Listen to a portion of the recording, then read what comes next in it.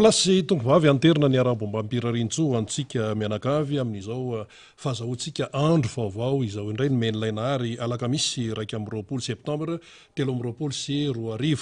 ny miaramanonja eto amin'ny MBS ny radio madano arahanao indray zany ka dia ao anatin'ny afaliana tanteraka sy ao anatin'ny aravona tanteraka no andraisana anao zany hiaraka eto sika ao anatin'ny ora rosy sasany ano any ary resahantsika ny fiainam-pirenena mazava loatra ora roa sasa zany tsy ampy zany raha tena marina raha hoe ny zava-misy amin'izao fotoana zao no afakafakaina eto kanefa moa tsy maintsy sina ny fandaminana dia ora roa sasany io zany no anjarantsika ao anatin'izay rehetrarehetra zay ahafahana ihany koa zany hitondrana famakafakana maro lafy famakafakana izay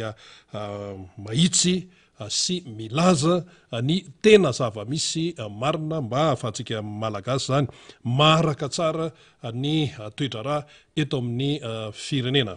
Ankoatran'izay soratsika lainahary noho ny fitantanany sy ny fitahiny ka nahatonga antsika ho velona trapamonjena indray amin'izao alakamisy 1 septembre 3 sy 4 zao teknisianina tsy azo atonona fa dia ao ambadika eo zany rifaly sy ny namany misy ihany koa ireo namana zay mpisatra raha zany ao ambadika ao amin'ny resaka teknika sy ireo namana mpiaramiasa marobe eto amin'ny foibe zany eto amin'ny MBS toy izany ihany koa ny ao amin'ny radio mada ary ireo teknisianina miparitaka manerana nosy dia isaorantsika ety amboalohany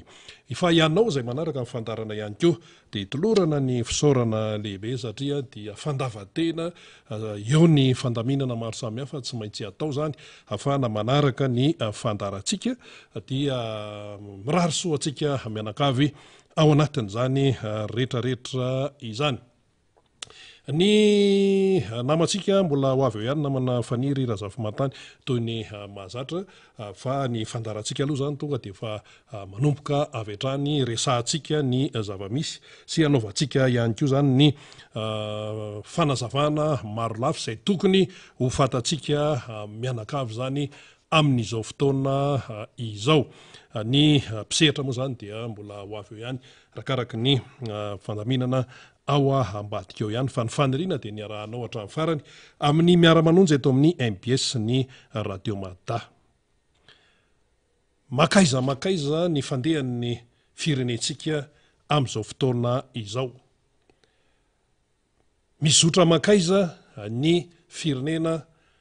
amin'ny fomba hitantanan'ny mpitondra fanjakana azy ankehitriny zany mpitondra fanjakana zany moa zany raha hoe ny ao amin'ny hoe tena fitantanana ny firenena misahana ny chef d'état par intérim dia ny gouvernement tarihana Andriamatoa Tsay Christian zany no eo amin'izay toerana izay amin'izao fotoana izao iny efa ny arahantsika nahity ny fanapahan-kevitra noraisin'ny ACC dia amin'ny nanekena tamin'ny nanekena ny fanimpazana gan nataony ny filohany ateny merandoholona izay tokony isahana ny chef d'état par intérim zany hoe lehibe amin'ny fanjakana vonjimaika. Inona ihany koa ny nanekeny ny ACC na ny fitsarana momba lalam-panorenana ny filatsahakofidiny Iany Rajoelina izay efa frantsay. Zay no alalany ny be sy ny maro azy hatrany an-dafy rehetrarehetra any frantsay izy ary nanary ny mahamalagasy azy lalàna no mitenen'izany ary nahatramina professeur any amin'ny université any Frantsa any ary dia efa nanamavy hoe frantsay io olo io ary voafatotry ny lalàna frantsay izy malonan'izay rehetra izay. Zany no zava-misy dia rehefa nitranga izay zavatra izay fa mitinana kely fotsiny nataontsika dia nitsangana ny vondrony ny kandida nitsangana ny vondrony kandida ny amin'ny hoe tsy azo ekeny zany efa tena mihoatra ny izy zany zavatra miseho zany amin'ny fanitsakisahana ny lalam-panorenana tsy fanarahana ny lalàna fanomezana dika hafahafa ny lalàna sy ny sisa indrindra moa zany ty resaka hoe lalam-panorenana ty fa misy ihany koa ny lalàna hafa toy ny resaka hoe resaka zoom-pirenena sy ny sisa. Matoa zany mitranga izay le hoe fiarahan'ny kandida izay collectif de kandida de misy hitambaranao inona tsotra be ilay antony tsotra be de ny hoe tsy mety izao a fomba atao eto amin'ny firenena malagasy zao satria tena midika ho fanambanina ny malagasy fanambanina ny malagasy lazaina hoe lalàna sisisisisa ary zay aloha ny tena izy hoe ny lalàna ihany no ampiarina ny lalàna ihany no tanterahana fa ny tsy fanarahana ny lalàna de hita amin'ny baribary ataony eo anivon'ny mpitatana ny firenena amin'izao fotoana izao be de be ny fanitsakitsahana lalàna fanolanana lalàna fanomezana dikany ny lalàna ho an'ny tombontsoa manokana ho an'ny atoko dia le vahoaka heverina zany fa hoe tsy mahafantatra zay ambonin'ny tany de menoeny fotsiny ary ananina ry soa ihany fa misy no ny mijoro ary izay fisehoan-javatra zay dia tena mitondra any amin'ny fampitehan'ny fireny tsy avaty amin'ny vahoaka mihitsy tsy avany amin'ireo kolektiva ny kandida fiaraha-mientan'ny kandida mihitsy no mahatonga ny problema satria misy problema amin'izao fotoana zao problema zay tsy tokony isy akory olana zay tsy misy tsisy hoe iseho akory fa noho ny fisian'ny chef d'orchestre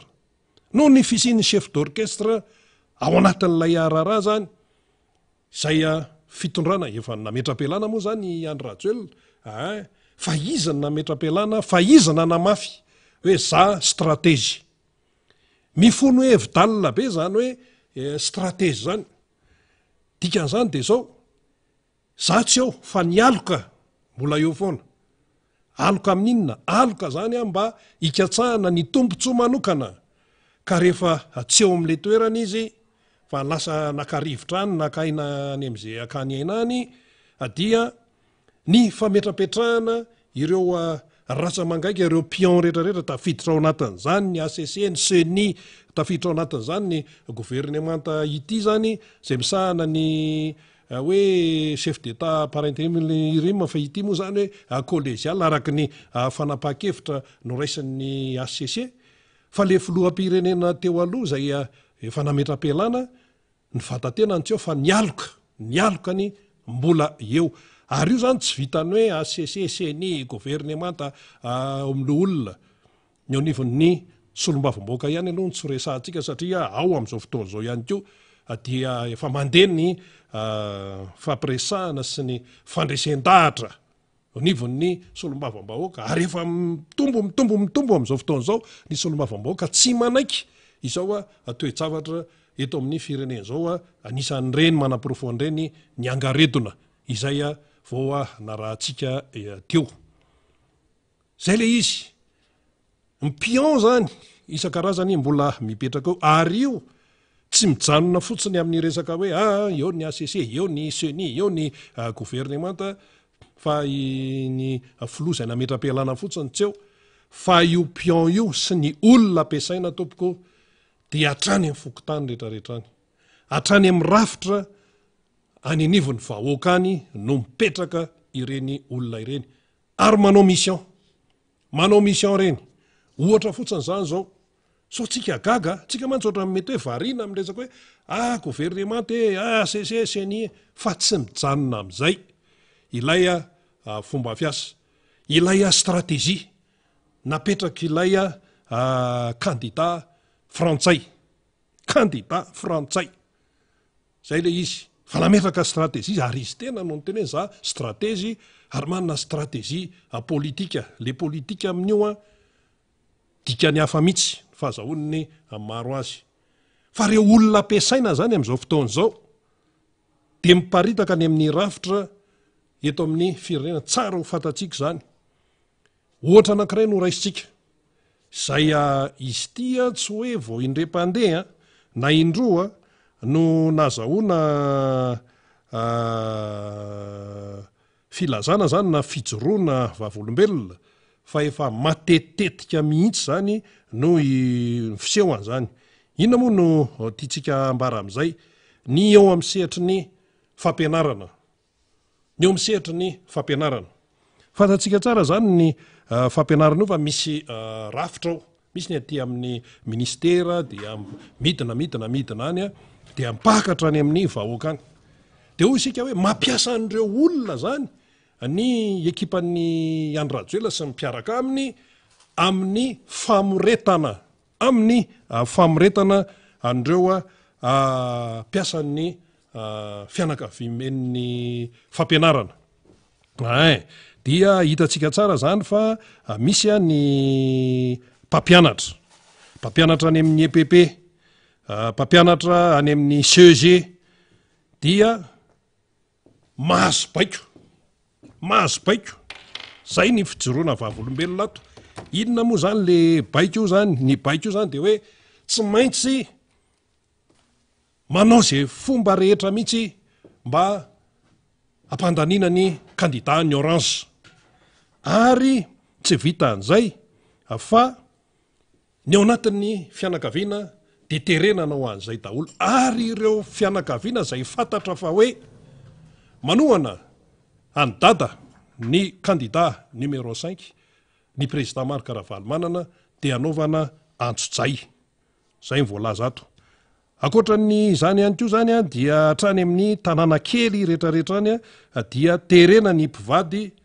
zay misy zany izy ireny samy mpampianatra le mpivady any amin'ny EPP dia terena izy ireo zany mba hoe tsy maintsy manao ny famantarana ny candidat ny orange, le manao le marika V zany zay no voalaza ato, ary tsy maintsy manao an'izany. Fa raha vao tsy manao an'izay dia tonga dia tratran'ny Ramatahora. Io zany tena hoe miaraka amin'ny Ramatahora io faneriterena io dia ny any amin'ny FZAPy, ny any amin'ny Cisco, mipampianatra any amin'ny CEG, mipampianatra any amin'ny EPP, any ambanivohitra rehetra any de tratran'ny terivamanta tonga aty ilay fitarainana. Ary io tsy indrem-pandeha. Raha hoe indrem-pandeha de hoe mety tsy marina zany, hoe ahoana ny pirofo sensisa. Ny pirofo dia efa filazan'le olona ary toerana samihafa. Tamin'ny farany teo zao nandefa ry tonton Raeksa tamin'le hoe fitokanana le hoe renina 44 farany teo nataony ny fitondrana, mbola tsy nametra-pialany Andry Rajoelina tamin'izay fa iny mantsy nezahany hoe ahotokanana. De inona ny zavatra nitranga? Tonga de natao terivamanta no terena ny mpampianatra sy ny mpiasan'ny teo anivon'ny fampianarana zany tany amin'ny faritry i Vodiala sy ny rehetrarehetra iny tany aloatra Mangoritany fa hoe tsy maintsy manatrika an'ilay fitokanana an'le arabe, le lalana zany zay notokanana. Taiza misy lalana milaza an'izany? Zao mantsy no niteneny ny Premier Ministre mbola vao tao anatin'ny 720 ora zay hoe isika Madagasikara zany, isika de firenena tandalana. Ka zany zavatra zany ve de inona ny lalàna milaza hoe tsy maintsy mampandany na tsy maintsy manaraka ny foto-kevitra izay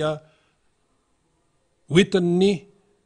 atokon'ny orange, atokon'ny Andry Rajoelina ny mpiasam-panjakana. Ny mpiasam-panjakana atoko de mpiasam-bahoaka. Ny mpiasam-bahoaka tompoko eo amin'le asany dia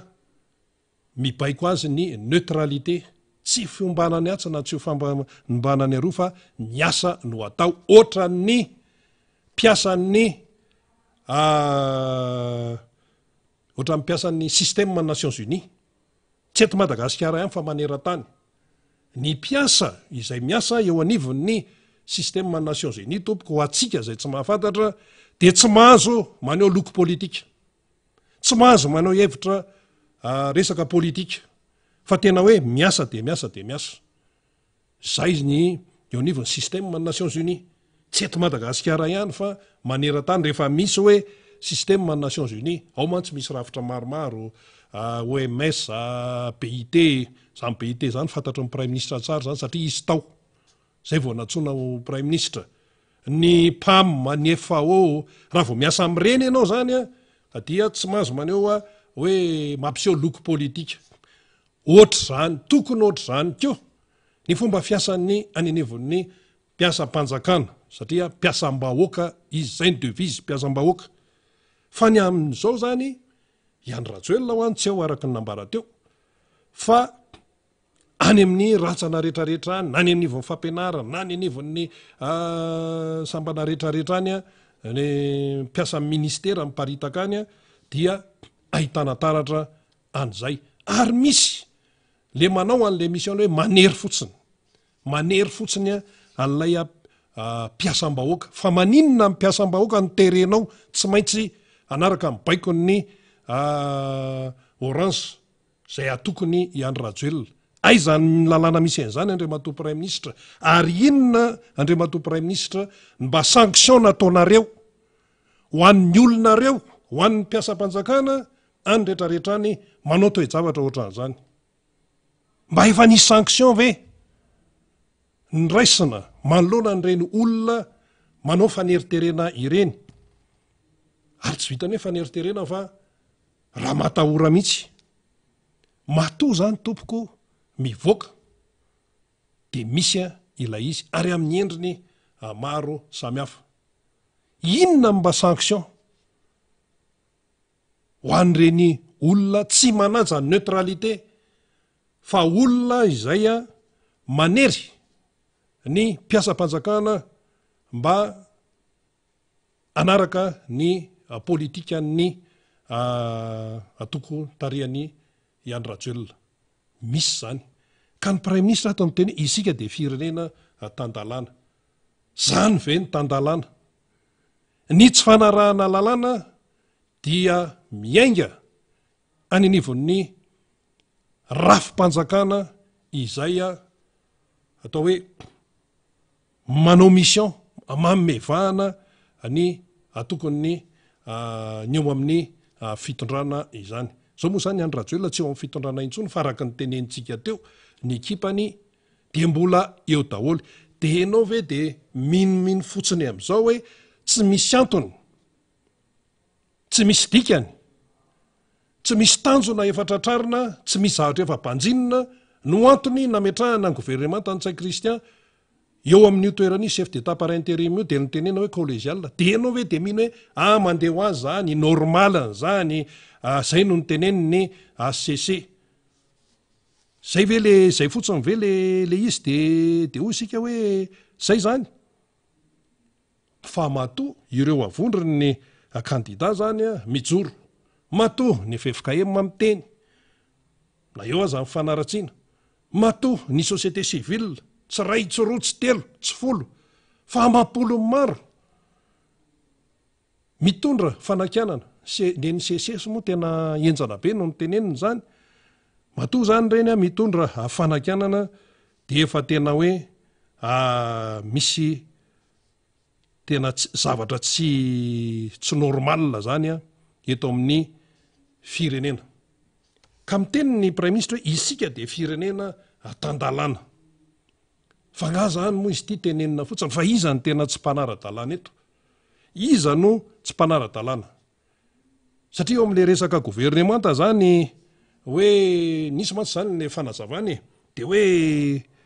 aucun autre article dans la constitution ny filohan'ny ACC zany no miteny hoe aucun autre article dans la constitution ne prévoit le transfert des pouvoirs du président de la République à une autre personne ou à un organe autre que le gouvernement collégial en cas d'empêchement du président du Sénat sous quelque forme que ce soit au risque de sortir du cadre constitutionnel zany hoe tsy misy andininy zany tsy misy article tsy misy lalàna andinin-lalàna eo anivon'ny constitution ny lalam-pandroenana eto Madagasikara izay tsy misy lalàna hoe tsy azo atao zany ny manome andraikitra ny gouvernement collégial isahana ny andraikitra zany hoe chef d'état par intérim raha ohatra ny président Sénat zany tsy anao na arak'izay filazany azy eo zany hoe encadapessement sisy zany aloha mbola edikevitra daholo zany tsy misy mandrarany zany hoe ny fanomezana an'ilay fahefana ho an'ny gouvernemanta zany tia moa zany hoe gouvernemanta tarihan'ny premier ministre Tsaya Christian zay le nambarany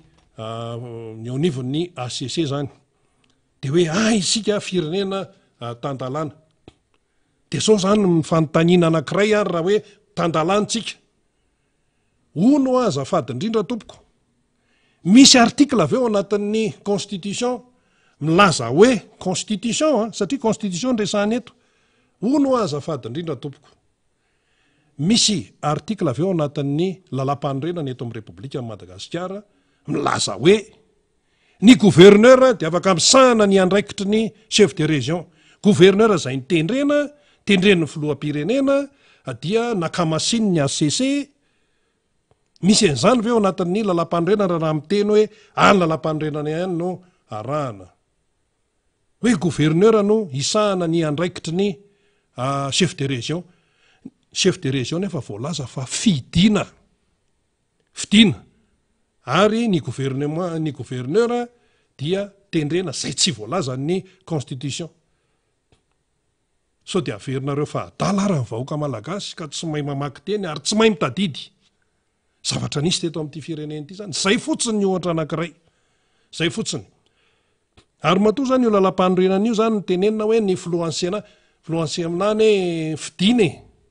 fidina ny filohan'ny ny atemerandoolona na de tsy direkta be ohatra ny fifidianana ny député ary fa fidina izy zany fa akolaka izy fa izy olona voafidy ary zay no antony nametrany hoe filohan'ny Sénat no atao eo de ka rehefa tsy anao izy tsy misy ny nandininy ao anatin'ny lalam-panorenana milaza hoe tsy afaka atao ny mametraka ny gouvernement eo amin'ny andraikiny zany eo amin'ny chef d'état par intérim izy mantsy ohatro amin'ny miodikodina am'izay foana fa ny lalam-panorenana aloha zany miaraka ny fahalalany be sy ny maro azy de tsy azo interpretena manaiky an'izay daholo ny rehetrarehetra fa rehefa inona zany modina fanina le lalam-panorenana fa rehefa inona de inona mba asio fanazavana kely ara momba ny gouverneur ary mba asio fanazavana kely momba ny gouverneur zay nitenenina tamin'ny fotoanandro tao anatin'ny conseil des ministres de nakamasiny ny ACC hoe anao andraikitra vonjy maika tany amin'ny conseil des ministres nisy an'izany hoe anao isahana andraikitra vonjy maika ny chef de région fa naninona ny fitondrana ny régime ny tarihany Andry Rajoelina no tsy nahavita nanatanteraka fifidianana lehibe amin'ny faritra nandritra ny 10 taona mipetrahany teo fa milingilingy izy manao ny téléphérique zay itrosana vola mbola nitaranaka ny gasy ny mandohan'io inona mavesa-danja kokoa le téléphérique ave sa ny fanatanterahana ny constitution no milaza hoe fidinany lehibe amin'ny faritra fa tsy tendreny ny filohan'ny repoblika ka maninona no jereny ny ACC fotsiny maninona no jereny ny ACC fotsiny ary io resaka gouverneur io tapitra ihany ny mandahany Andry Rajoelina tsy vitany fitondrany nametraka n'ilay chef de région tsy hoe nametraka fa hoe nanao ny fifidianana ny lehibe amin'ny faritra satria fatany tsara tompoko fa ny lehibe amin'ny faritra no afaka mibaiko mpitandro filaminana misy fahefana be zany eo anivon'ny lehibe amin'ny faritra nisy fanazavana no entin'Andriamatoa maro karaha-miaran-jatovo tao ny fahitalavitra raha vavy anankiray tamin'ny herinandro angamba izy iny ny resaka an'io fitsinjaram-pahefana io zany tsy azo tenitenenina fotsiny fa le fitsinjaram-pahefana misy dikany natao tao anatin'le constitution miteny hoe fidinany chef de région tsika mantsetso miteny hoe le prime ministre zany milaza hoe isika de firenena tandalana karaha tandalana sika anontany io any Andry Rajoelina raha inona ny antony tsy nahavitany ny régime manotarihany ny fifidianana chef de région sa hiteny ray hoe nisy covid teto sa hiteny ray hoe ka noho ny ady any Ukraine inona ny idiran'ny ady any Ukraine amin'ny fifidianana chef de région valiana mazavy zay mila fantatra ny malagasy zay nisy cas de force majeure zay sa inona ny fomba itenenana azy hoe tsy natao ny fifidianana lehibe amin'ny faritra fandikana lalam-panorena zany ka maninona ny ACC no tsy miteny maninona ny ACC zany no tsy miteny manoloana ny resaka gouverneur mody tsy resahana ary akoatran'izay anefa nisy gouverneur nisy tantara be zany moa zany efa tsy araky ny lalànako de mandeha ny raha matahora tamin'izany hoe zay gouverneur tsy mahafapo de miala fa anga zany lazay ny lalam-panorenana raha ohatra izy ka fidina de voafatotra am'le mpifidy mba misy ena masy kokoa zany am'izay fotoan'izay mba misy balizy kokoa zany hoe za no fidina zany hoe misy fifamatorako am'ireo nifidy noho izany de mba eritreritra izy amin'ny asa atao gouverneur angano fidina mifamatotra amin'izy le gouverneur reo zany mifamatotra amin'izy misy moa ny efa ny soloana mifamatotra amin'ny Andry Rajoelina le gouverneur nefa manana fahefana be de lalàna inona moa zany tompoko raha milansika hoe i Madagasikara de firenena tandalàna araka ny tenenin'ny prime ministre Fakomaly de lalàna inona no ampiasain'le gouverneur no tendrena zay tsy araky ny lalam-panorenana amin'ny fampiasam-bola any anivon'ny faritra eto Madagasikara ny fampiasam-bola ary any anivon'ny fokotany mbola misy hoe trésorier secrétaire de rehefa misy ny vola miditra sy ny sisa dia na mivoaka de mivoasoratra mazava tsara de ahoana moa zany ny eny anivon'ny faritra zany tao anatiny 5 taona de lalàna inona no mitondra ny fampiasam-bola eny anivon'ny faritra zay gouverneur zay tsy lazainy ny voalazany lalam-panorenana nefa mahagaga ireo gouverneur tsy araky ny lalam-panorenana indray no manome fampianarana sy manome moral eny anivon'ny rehefa mahazo micro gouverneur zay tsy voalaza ny lalam-panorenana ny manome moral sy manome fananarana hoe zao akoatra ny fanaratsiana ny mpanohatra zay iny le izy de inona no eto zany lasa ohatrany hoe ifamme moral eto ny tsy manaja ny lalam-panorenana indray no manome moral ny no mananatra ny olona miezaka manaja ny lalam-panorenana ary tsy ny lalam-panorenana ihany fa rehefa hoe lalàna zay le hoe état de droit aza tenitenenina tsony eto Madagasikara zany état de droit zany rehefa tsy atao izany tokony hanao an'izany voalohany ny androm-panjakana ny tokony hanajan'izany voalohany fa tsy iza-tsory satria miainga avy any ambony le izy any États-Unis ve ianao no anao ohatran'io hoe tonga de fanendrena gouverneur tsy ao anaty lalam-panorenana na any Frantsa na ny Angleterre fa ny eto zany de modina fanina fotsiny ilay izy ary tony resaka nationalité tony io zany de miverimberina foana io de avy eo de lazaina indray fa hoe ireto le vondrony candidat tsy manaiky ny zavatra tsy mety eto amin'ny firenena ao anatin'ny tontolo mpifidianana reto indray no lazaina fa hoe mitondra fanakorontanana de mba ahoana moa zany neto Madagasikara ve zany zay mijoro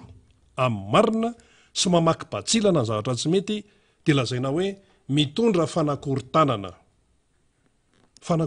inona ny mahadika azy angamba de izao mitondra fanakorontanana ho any ireo tsy mpanara-dalàna raha izay aloha de zareo no mikorotana amin'izay satria ny fijoroany ireo candidat reo zany dia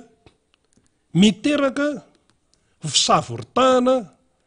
eo anivon'ireo tsy mpanara-dalàna ny tsy mpanara-dalàna ane zao no mikorotana ny tsy mpanara-dalàna zao no mikorotana vomaly no jery ny tato-baovao nataony chaîne télévision anankiray tany Afrika de chaîne télévision anankiray any Europa tany fa miteny anglisy de mitondra ny zava-misy eto Madagasikara izy de nanao interview navoaka tao ny interview nataony candidat numéro 5 ny président Marc Ravalomanana ty mantsy le nakany amin'ny PNUD de tao arina kely iny de efa mivoaka tany an-dafy nalefa natao ny interview ay le famakinan'le fanambaran'ny rana nataony candidat Brunel nalefa n'le chaîne télévision vahiny tao na ny taty Afrika na ny tany Eropa ny fanazavany ny candidat président Hery Rajaonarimampianina nalefa nytao ny fanazavana noentin'ny Ihajo Andreny Anarivelo candidat Ihajo Andreny Anarivelo olona samy ao anatin'le collectif daholo zany rehetrarehetra zany de reny ve reny olonireny ve tsy reo candidat ao anatiny ao de tenenina hoe ry zareo indray no mitondra fanakorontanana ny filazana ny zavamisy sy ny marina sy famotsopitsirana ny zavatra tsy mety de mitondra makany amin'ny fisokafany masony gasy mitondra any amin'ny fisokafany masony malagasy sy masotsainy ny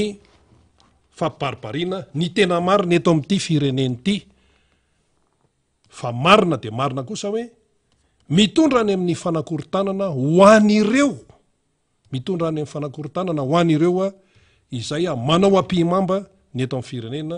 sy mpanitsakitsaka ny lalàna satria rehefa mivoaka ny marina misy teny malagasy moa tena milaza azy mihitsy tany amin'ny fianarana fanaovan-gazety no nahitana an'izany hoe fanatsikaafonana atsikafona le zavatra mandrimandry any ambany any resaka rano raha hoe resaka rano zany de atsikafona ilay izy ka na société civile na ny CSS na ny fiangonana na ny FFKM ny avondriny candidat dia mampibaribary sy manatsikafona ny zavatra tsy mety eto amin'ity fireneny ity indrindra ao anatin'ny tontolo-pifidianana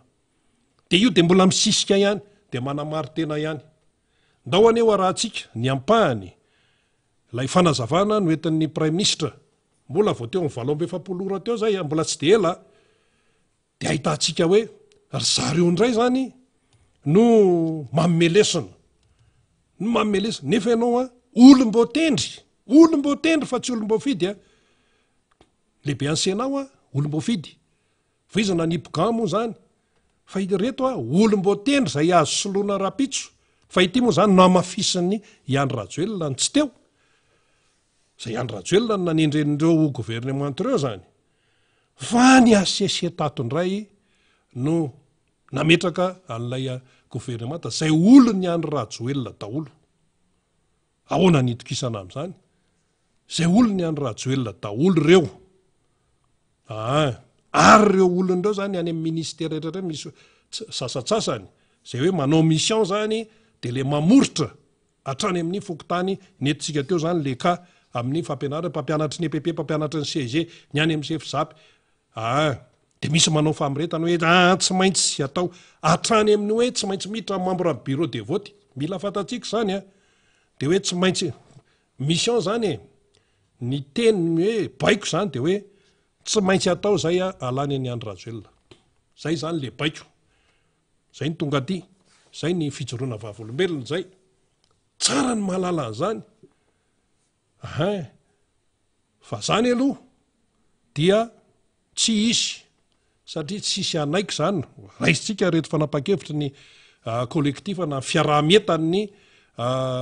firaisankina ny candidat reto hoe tsy manaiky ny latsahana vazaha frantsay amin'ity raha ty raha malagasy ty fa tsy raharahan'ny frantsay raha ilatsaka izy de any amin'ny fifidianana président ny république any Frantsa izy afaka milatsaka any asa afaka asina TGV ve zany hoe efa tsy TGV tsonone zany satria le nanorona ny TGV fa tsy frantsay lasa hoe tanora frantsay vonona zany zay zany zao ny tena izy tanora frantsay vonona ka raha ilatsaka izy de any Frantsa Emmanuel Macron tsy afaka milatsaka tsony fa efa tapitra mandany 2 mandat ihany ny any Frantsa ny olona manaja lalam-panorenana na mbola nahita tsirony teo ary Macron zay efa sy atsiafan'ny olona teo amin'ny Stade de France tamin'ny rugby ny ona Nouvelle-Zélande sy Frantsa tsy mahazo manao tsony Macron any zany mety misy chance ho an'ity vazaha vaty Madagasikara ity milatsaka président de république any Frantsa de mba mifaninana andry Marine Le Pen na mbola nao asa izy azy koa mbola hifaninanana eo mety mba manahitaitra ny frantsay zany ty to ohatran'ny mbola ohatran'ny ahoany ty candidat ty afaka manao any satria ny lalàna izy vao fatotra ny lalàna frantsay fa tsy aty amin'ny malagasy ety no alora raha amin'ny malagasy ny ety de inona zany no atao hoe de ahoana zany tsika ty e fireneny ty to amin'ny miletika ihany de eo le hoe malagasy manana fanahy la misy ny malagasy manana fahendrena mbola misy ny malagasy mametraka ambony de ambony ny hasin'ny zany atao hoe Madagasikara zany fanahy fahendrena hasina ny fihavanana teny malagasy mavesa-danja daholo izany malagasy sika fa tsy vahiny na frantsay manana ny kolotsainy na de efa zimbazimbain'ny olona raha ny kolotsaintsika io ne rehefa te anjanaka ianao tsy voatery hoe ny arena ihany no alainao e nampianarina anay zany tamin'ny istozeo tany ampianarana tsy hoe ny aren'le firenena zanahana ihany no alaina sy robaina fa ny kolotsainy ko dia pitehana raha ohatra ianao te ampahantra firenena anankiray de piteo ny kolotsainy zay mba tadidiko mihitsy zay anisan'ny mba nyteneniny général ndray aman-dreny général Désiré Philippe Ramakavelo zany akademisianina ihany ko zany olona zany akoatrany hoe mahafolo alin-dahaza ray aman-dreny mpanabe fa io kolotsaina io ary sarotiny amin'ny hoe mahamalagasy zay aloha sarotiny amin'ny mahamalagasy anay ary zay fiera mihitsy hoe malagasy fa misy ny sasany tsy tiantsony le mahamalagasy azy asa reo de hoe noho ny fitiavan-janaka fitiavan-janaka zany a mbola samy tia zanaka daholo fa tsy zay no ialana bala zany izany tsy tia ny zanany raha tsy hoe efa olona vadika totoa fa samy tia zanaka daholo raha mbola hoe olombelona rehefa hoe na zava-mananay na raha tia zanaka e tsy hanonona anarana biby eto fa samy tia zanaka daholo amin'ny ankapobeny zany fa tsy zay no ialana ilana tsy zay no ialana ilana sy anadiova-tena hoe zay ny antony akako nationalité frantsay tsy hoe nakana fa hoe nangatahana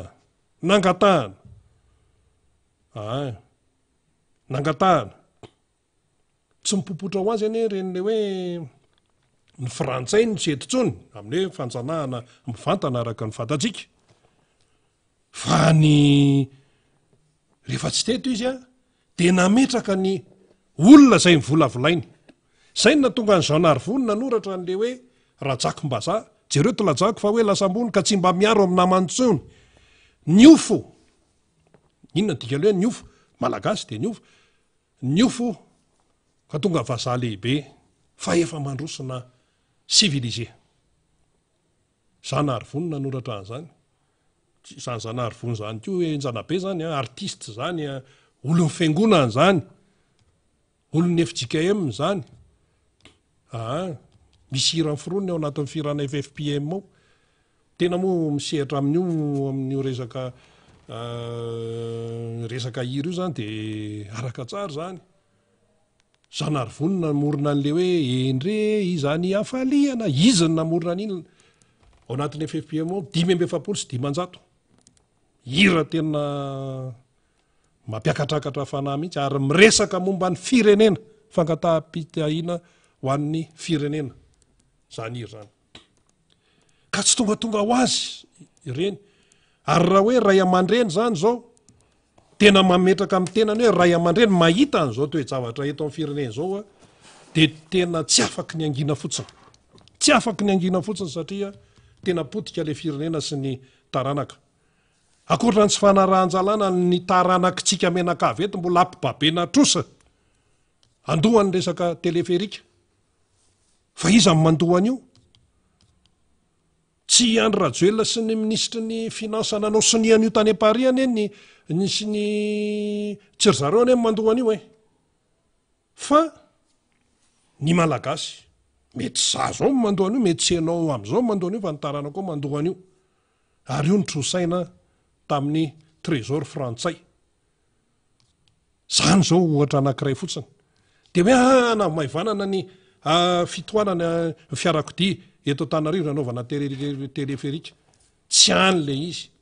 firy isan'andro ny fiarakodia miditra ao amin'ny Porto Tomasina firy isan'andro ny voiture d'occasion tena betsaka fa io koa mantsy fidiram-bola amin'ny fanjakana sosy be ho an'ny fanjakana io fa mitaraina dolo mpanavatra fiara fa lizy moa tsika koa ny akamarony tia fiarakodia de ikipina hoe mba afa mba mitaingina fiara e zao de ikipina any na hoany na tsy hoany aloha mba hoe mitaingina hony e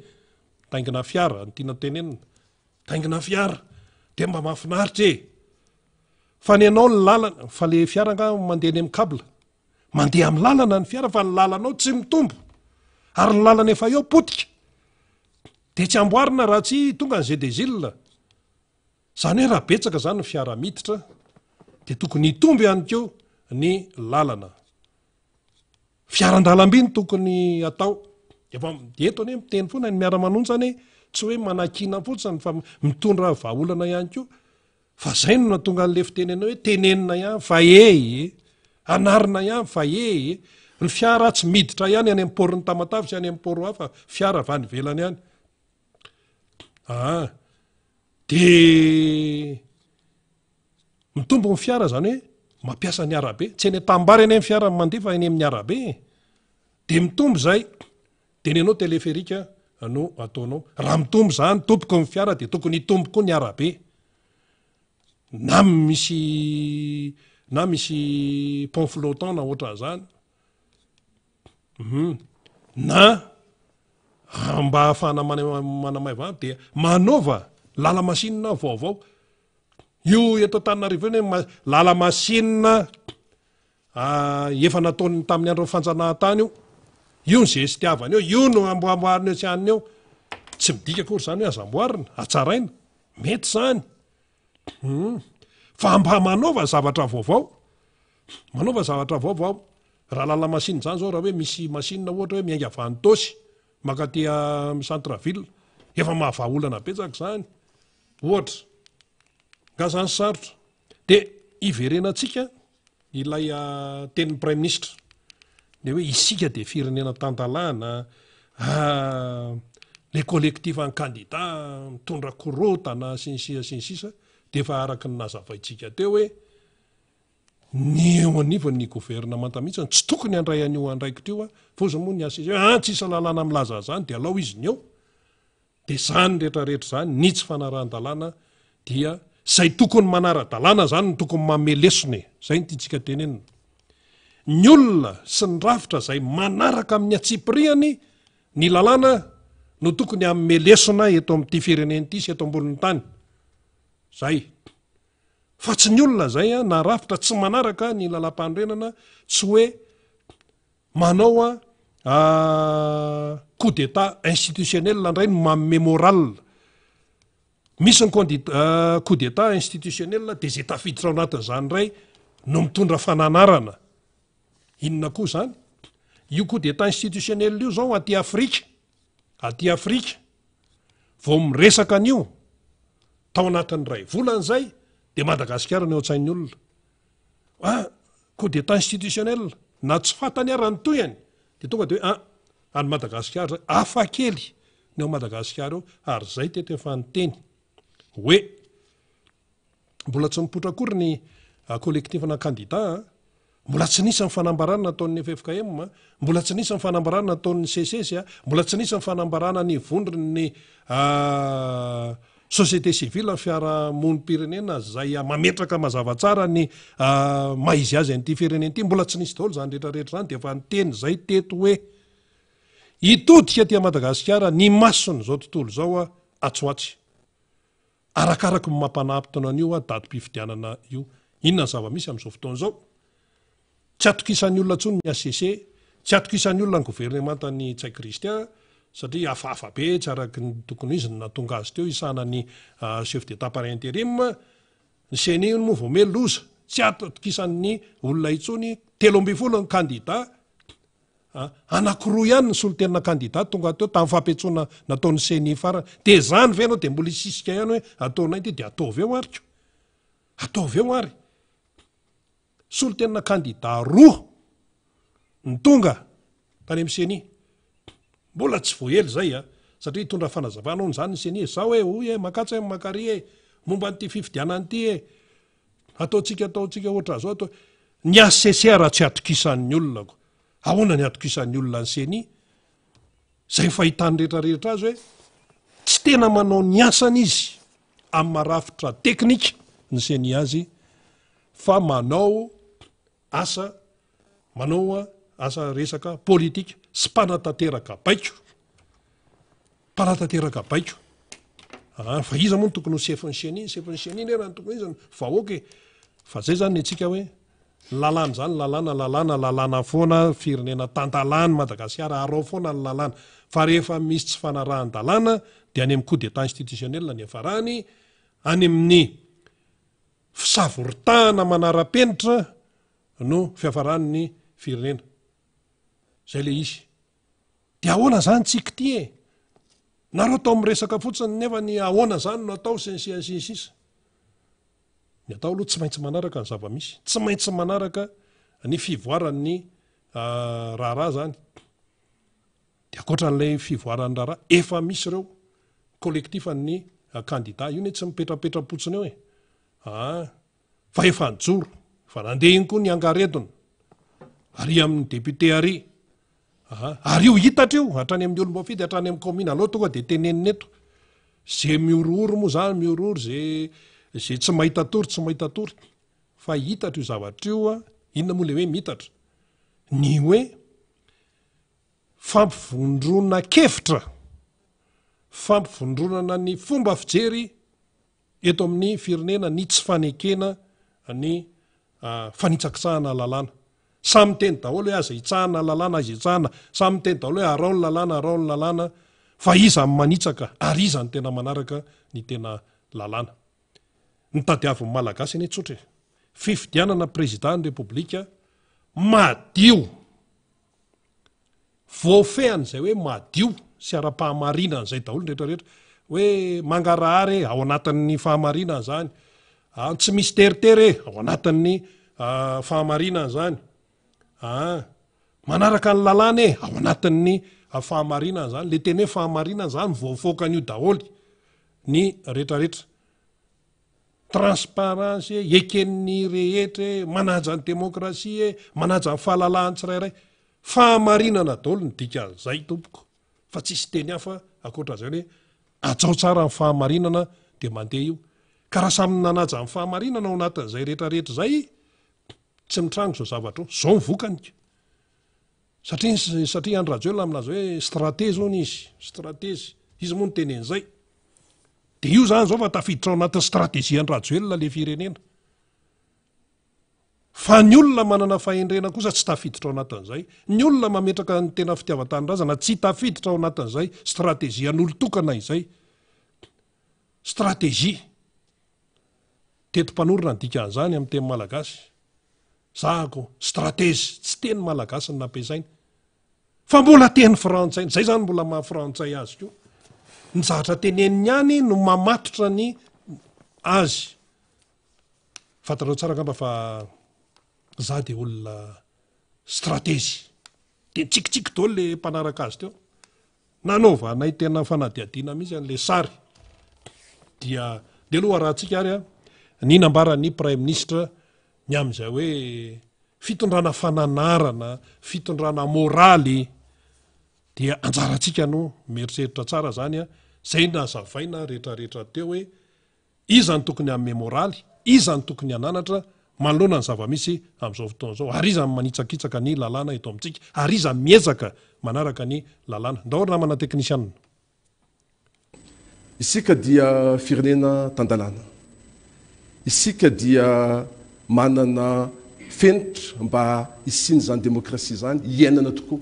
eto amin'ny tany sy fanjakana ny vahoaka reriany no afaka manome fahefana zay olona tiany hitondra ny firenena ao anatin'ny 5 taona ho tapitra ny fimpitoana fiasan'ny filohan'ny repoblika amin'ny volana janoary amin'ny taona 2024 dia tsy lanakafa-tsony fa ny firosoantsika ao anatin'ny fifidianana no lala tokana ny raikitsika fotsiny dia tsy hitra ao anatin'ny fiantsina lavareny ohatrany reny tsy tokony hitondra ary amboly fanakorontanana ny olona zay lazaina fa manana mpanirina hitondra ny firenena fa mila fitoniana ary mila fandraisana ndraikitra zany rehetra zany ka zay rehetra zay no mahatonga itsika am'izao fotoana zao mirosotra atsika ao anatin'ny sotram-pifidianana ary ho tonga any amin'ny fotoana zay anaovantsika ny fifidianana ny fiodinana voalohany atsika amin'ny fahasivy ny volana novambra ho avy zao. Le fehezanteny faraparanteo no raisitsika zao no tenen'ny prime ministre hoe tsy tokony amboly fanakorontanana ny olona zay hoe manam-pandrinana hoe hilatsaka hifaninana amin'ny fifidianana président république. Tsy tokony amboly fanakorontanana ny olona zay hilatsaka ho fidiana ho président république zay raha hitsitsika. Mamboly fanakorontanana eto zany ny candidat isany. Président Marc Ravalomanana amboly fanakorontanana eto zany raha ny tenin'ny prime ministre candidat isany Hery Rajaonarimampianina, ny candidat isany ny président Hery Rajaonarimampianina, Roland Ratsiraka, Brunel Razafy Anjofa, Ajo Andrinana Arivelo, Taina Razafinjoelina, sy ireo namany mirotsaka ao ry Parainy Augusta. Amboly korotana zany reo olon'ireo zany. Reo zany no lazainy ny prime ministre fa hoe mamboly korotana. Nataony sous-entendu kely izy teo hoe ny olona zay hoe hilatsaka ho fidiana ho président de république zany de tsy tokony amboly korotana ho izy. De anjarantsika vahoaka tsara zany no mijery hoe sokafatsika tsara reo masotsika anankiroa reo, ahirato tsara amin'ny maso, ingeo tsara ny ody maso. De jereo tsara hoe mamboly korotana ve le candidat sa mijoro amin'ny tsy fanekena ny fanitsakitsahana lalàna. De tonga de tsika ihany no amaly azy. Ny famakina bantsilana tompoko ny zavatra tsy mety ao amin'ny eto amin'ny firenena dia tsy mamboly korotana mihitsy. Ny tsy mpanara-dalàna no mikorotana. Zay rehefa nazavaitsika teo. Alohantsika ilamina tsara. Ny tsy mpanara-dalàna sy ny nanaiky ampanaovina zavatra tsy mifanaraka amin'ny lalàna no mikorotana. Fa ny vahoaka tsy mikorotana mihitsy. Ny vahoaka mandinika hoe iza ny manaraka ny lalàna, iza ny tsy manaraka ny lalàna, iza ny mamboly korotana eto amin'ny firenena. Ny prime ministre ny teny hoe ireo candidat zany hifaninana amin'ny fifidianana io, fifidianana filoham-pirenena no mamboly korotana araka ny teniny teo. Fa ny tena mamboly korotana eto dia mifanekena ny filatsahana frantsay hilatsaka président de république. Zany miteraka korotana sy io savoritaka tsy fakahitana io. Ny mamboly korotana eto amin'ity firenena ity dia ny fanekena ny tsy nandraisan'ny filohan'ny Sénat le andraikitra. Zany mamboly korotana eto. Zany mamboly korotana eto amin'ny firenena. Efa lazainy lalam-pandrena an'izao hoe filohan'ny Antemeran-dolona mandray anao de hoe no ny antony manokana de zatsy anao de nakamasin'ny ACC eny arako cas personnel de ekena zany.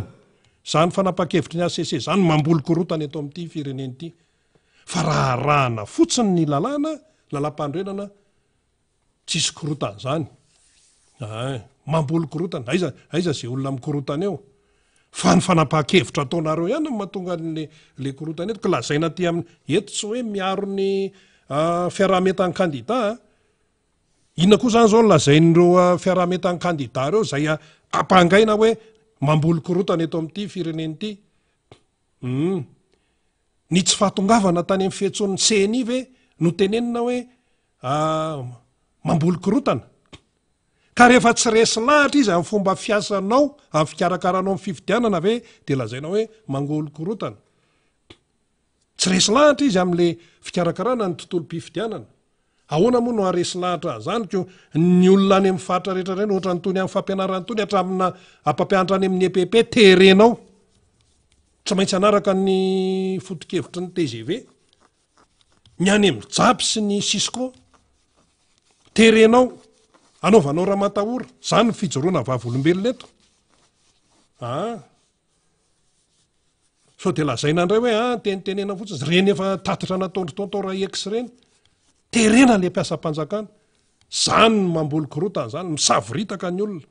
zany hoe le fanapaha-kevitra raisin'le mpitondra no miteraka an'izao fisavoritahana rehetrareh zao faranarahana toy ny anak'andrimasona lalam-panorenana zay ry andro rajoelona ihany nampandany an'io tamin'ny karapoko tany aloha zay averimbena tamin'ny karapoko tany ry zareo no nampandany an'io io lalam-panorenana io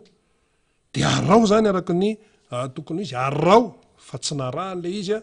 de mijoro ny olona ahoana moa ny tsy hijoroina amin'ny hoe efa ny teny ohatra fotsiny hoe le resaka gouverneura tsy voalaza ny lalam-panorenana de angina fotsiny zany eken'ny asesy le zavatra tsy mety ngary zareo miteny momba an'iny mihitsy tsy miteny momba an'iny izy lazay fatao am'le kandidato indray no mamboly korotana zavatra tena so de hoe milaza tsy anontaniana ary tsy atalakory ny malagasy ka tsy mahita ny zavatra tsy manjary zany eto amin'ity firenena ity ka mila manaraka tsara sika mila misaina tsara isika manoloana ny zava-misy efa tonga eto ary namana fanirra zafy manantany fa nisinisy any zay nambara teo zay aloha fa de tsy maintsy nyteneniny reny tsy maintsy averimberina ireny mba hahatonga atsika hoe rehefa tena tonga lay fifidianana ka tena hoe rafitra tena neutre tsy momba ny tsy momba ny roa no mipetraka eo satria ny asese am'izao efa tsy neutre raha fahitan'ny olo tsy crédible zay ny tenen'ireto le candidat reto zany ny CNI moa zany de efa tsy atokisana ny gouvernement io de olony andro rajoelona daolony eo inona baolina andeha am'izany raha hoe resaka baolina ty raharaha ty ny arbitre central anazy ny arbitre de tous anazy ny any amin'ny VAR anazy ny commissaire match anazy daholo de anao zany mamony teny eo ambony kanja fotsiny ny ary efa vita melo hoe tsy maintsy tim mandreza eo inona koa zany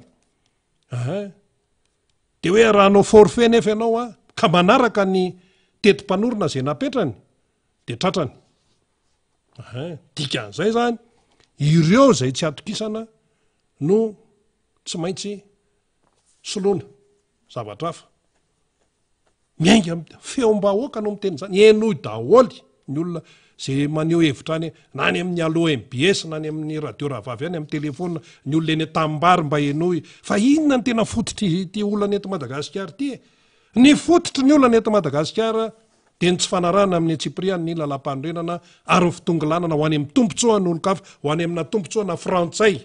izay misisika hifaninana ho candidat hitatana ny Madagasikara misy frantsay anankiray zany misisika mihitsy mifonce inona koa fitenin'ny tanora azy mifonce be mihitsy hoe tsy maintsy makany misy an'le tongokalon-drazazana mihoatra hoe makany zay io ka inona ny hoe lazaina ny candidat indray no collectif ny candidat indray mamboly korotana ny frantsay misisika hifaninana ao anatin'le raharaha no teraka korotana miaraba namana fanirra zafy manantany ary tonga eto amin'ny fandarana indray ary dia omenanao indray ary nisy etra zay maromaro ihany no efa nambara teo moa zany amin'ity raharaha-pireneny ity dia menanao ary nisehatra ndao ary zatsisy de miaraba sady misaotra andrina tondra ny fandarantsika nandritra zay ora iray mahery izay tahaka zany ankeo isaorana ifaly sy ionja amin'ny lafiny teknika ny namana mpiara-miasa rehetra eto amin'ny MBS fahita lavitra sy onjam-peo ny ao amin'ny radio mada de arapaina avokoa zay miara-miasa amitsika am'izao maraina izao ny mpanaraka ny fandarina ianareo any ampitan-dranomasina rehetrarehetra any na izanaiza misy anareo voaray avokoa ny afatra avy any amintsika fizaram-baovao marobe de marobe mihitsy zay nomentsika taty aminay re moa zany de anaovana fanamarina baovao na hoe recoupement alohan'ny hitondrana azy amin'ny fandarantsika ny androandroany rina satria 1 septambra de andro iraisam-pirenena ho an'ny fandriampahalemana na hoe journée internationale de la paix zany na ny international day of peace zay no fomba fiteny azy amin'ny teny anglisy amin'ny teny frantsay fa ho amin'ny teny malagasy izy de hoe andro raisam-pirenena ho an'ny fandriampahalemana. Rehefa miresaka an'izany andro raisam-pirenena mo amin'ny fandriampahalemana zany de mbe ao an-tsaina avy hatrany ny hoe manahoana tokoa ny tolon'ny fandriampahalemana eran-tany satria rehefa miresaka fandriampahalemana de miresaka fifankatiavana zany io le mahatonga an'le adevitra hoe peace and love zany na hoe fankatiavana sy fandriampahalemana. De tonga eto Madagasikara tsika mieritreritra sy mijery ny zava-misy tena voaja tokoa ve ny tontolo ny fandriampahalemana ho an'ny eto Madagasikara. Raha ho ahy zany a de everiko zany a fa fantaniana mipetraka amin'ny be sy ny maro tokoa zany amin'ny hoe voaja ve ny tontolo ny fandriampahalemana tena mandry fehizay ve Madagasikara ary raha miresaka fandriampahalemana de fandriampahalemana ara-tsosialy, fandriampahalemana ara-politika, fandriampahalemana ara-ekonomika zany a dia ao anatin'ny adevitra zay mandeha am'izao fotoana zao. Ara-tsaina ihany ko tsy mampanino zany satria misy insécurité be da be mankony ny insécurité zany a dia amseho amin'ny endriny maro satria tsy fandriampahalemana no insécurité zany ka ity andro raisam-pirenena amin'ny fandriampahalemana ity a mba tsy hoe ho tenenina fotsiny fa tena ho ampiarina le satria dia mitoetra ho an'ny eto Madagasikara izay tsy fandriampahalemana izay. Ny fitondram-panjakana no manana andraikitra voalohany amin'izany satria ny fitondram-panjakana no miantoka ny filaminana, miantoka ihany ko ny fizorana am'izay hoe tena fiarovana ny vahoaka amin'ny akapobean'izay ka raha ohatra ka tsy voaja zany dia andraikitry ny fitondram-panjakana no tsy mampanaja izany na tsy mampahomby izany de ho avy am'izay tsika rehefa avy eo satria tsika moa miresaka fanjakana tan-dalàna le nyresahandrena teo satria tamin'ny alina de misy olona mamelesona mameleson'ny fanjakana tan-dalàna, mameleson'ny demokrasia hoe misy demokrasia eto, mamelesony hoe makany vahoaka amin'ny fahefana, mamelesona ny aminy hoe tsy misy crise eto sy ny sisa ho resahantsika izay rehefa avy eo satria dia hiaraka amintsika eo ny solombamoaka Rabendrina Mamy zay voafidy teny amin'ny distrika Ambohidratrimo, tompon'andraikitra eo anivon'ny antokotiko Madagasikara, sekretera jeneraly ary tompon'andraikitra ihany koa anivon'ny antenimera-pirenena questeur fahatelo zany. Ya alohan'ny tena hanombohan'ny resaka rehetrarehetra aloha rina de fampitam-baovao izy ity satria eo am-pananganana zany reo komity mpanohana marika Ravalomanana ny any amin'ny distrika Navaradrano de miketriketrika am'izay zany rehefa miresaka Avaradrano manko tsika commune 9 commune 9 de zay no fampitam-baovao tonga ety amintsika zany efa eo am-piomanana ary efa nisy ny fivoriana zay nanomanana an'izany tamin'ny herinandro lasiny de mbola hitoy zany fivoriana zany koa ho antsika zany zay aliana satria tena atsona mihitsy ny entité ivelany ny antokotiko Madagasikara na fikambanana na olon-tsotra akoatra ny antokotiko Madagasikara zay efa ao an-trano manamafy izany komity mpanohana izany dia ny laharany tarby 034 41 121 65 zany 034 41 121 65 no atsotsika ho an'ny aty amin'ny distrika Navaradrano raha te anamafy izany komity mpanohana ny marika Ravalomanana izany. Misy anareo miantso ny numéro io de misy avan'ny Fianaratsoa miantso na salan'izany antso komity mpanohana marika Ravalomanana amin'ny sehatra nasionaly io fa ho an'Navaradrano fotsiny ihany zany de zaraina amintsika zany satria mety anontany tsika hoe de ahoana ny fomba hidirana am'izany de rovinona ny mety fiaonana inona ny tokony ho ataonay tataky ny ahoana no andraisana ho mpikambana de inona ny antota-taratasy raisina mandeha tsara kosa aloha numéro io mandeha tsara io numéro io de miantso an'io zany tsika mba hanaovana ny fandaminana zany satria hanangana ny atao hoe komity mpanohana de tena latsa-bato no tanterahana zany ary antsona mihitsy an'le autre entité rehefa miresaka tsika autre entité zany de misy ao fikambanana misy antoko politika mba hiara hisalamy zany satria marobe manko reo teanohana n'Andriamatoa marika Ravalomanana larina fadimy amin'ny fifidianana ka izany rehetrarehetra any de tsy maintsy apetrapetraka mazava tsara ny amin'ny fomba fiasa zany zay ny amin'iny fa ny any tanambe any de arabaitsika namana rehetra ny parafaravola mba tondra zakany ianareo any mila mametraka fitandremana tsara mihitsy a satria dia maro be am'izao fotoana zao ny olona miazakazaka de andrangorango mifandray am'le information mety nirina teo ihany zay am'le hoe fa nyreny etsero ny mpampianatra ny be ny tanàna ny mpiasam-panjakana voaraitsika la information marobe ary zay nge mahatonga an'retolo reto hoe ndao iazakazaka anao fividianana satria heveriny fefampipetrapetraka heverino isika fefampipetrapetraka zany a lay paikady samihafa ahafahana zany a mampandany ny kandida mpanjakana amin'ny fividianana ho avy eo ahafahana mangalatra zany de mametrapetraka an'izay paikady zany ka mila mailotsika satria indrindraindrindra ho anareo mpampianatra zay miandraikitra ny tontolo ny fampianarana any amin'ny ambaratonga fototrany mila mailotsika fa misy ketrika zany te anome andraikitra ary te hanery amin'ny fomba hafahafa ireo mpampianatra ireo tompona andraikitra ny fampianarana ireo mpiasa-mpanjakana indrindraindrindra any ambany volo rehetrarehetra any ao anatin'izany ohatra ny délégué de vote ao anatin'izany ohatra ny hoe mpikambana ao anatin'ny birao fandatsaham-bato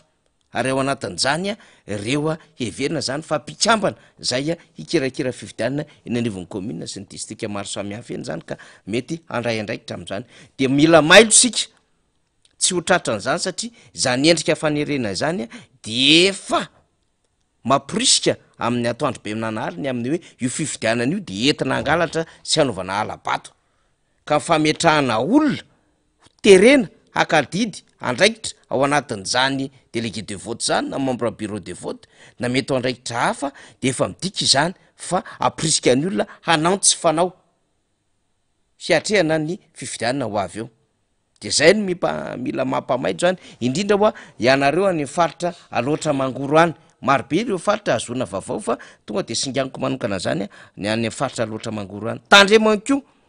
fa misy miketrika any anao lista faharoa hoe anao lisitra ohatran'izao sy ny sisy ohatran'izay mba ahafahana zany mampiditra am'ireo karazana olona any am'ireo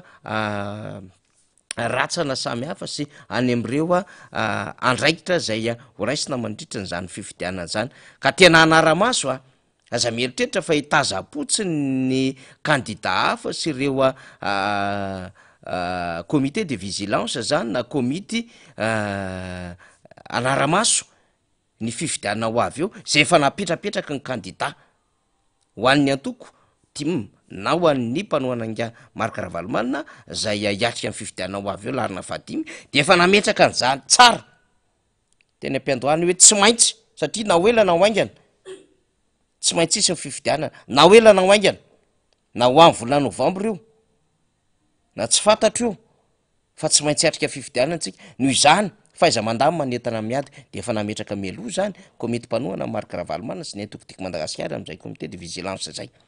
ka raha ohatra ka misy alaim-panahy any te hanery mibe ny tanàna de mibe ny tanàna manery ny ekipany na mety ny STD lay service territorial déconcentré na le CTD mety hampiasa an'izay fa efa mpanjakana fitaovam-panjakana izay ny andraiky mpanjakana am'ty fividianana ho avy ity satria tsy mahatoko tena de fampiasana ndreo rafitra rehetrarehetra reo sy ny fitaovana no heverina fa ho lala toka na ahafahana mandresy de tena anara-maso tsika tahaka ny fahazoantsika aloha raha-mbavao maro samihafa am'izao fotoana zao de fa nampitaina moa zany amy tompona andraikitra samihafa rehefa vaovao ireny fa isika any fotony anko de mila mailotsika tsy misy afaka mametraka an'izany membre ny bureau de vote zany raha tsy amin'ny alala ny fivirem-bokon'olona zany de ny fivirem-bokon'olona no manao ny fividianana an'izay mpikambana ao anatin'ny birao fandatsaham-bato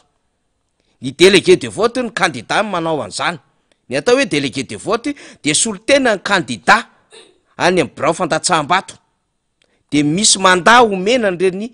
délégué de vote reny ny kandida manome mandat de ny mandataire no manome mandat tonga eny am'ireny membre ny birao fandatsaham-bato indrindraindrindra ny délégué de vote moa no resantsika raha resaka kandida zany resantsika zany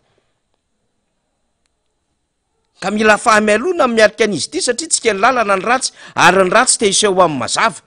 hoe iory zareo fa iso mazava mihitsy anao nle izy satria tsy menatra everiny fa efa azo anaovana paipaikady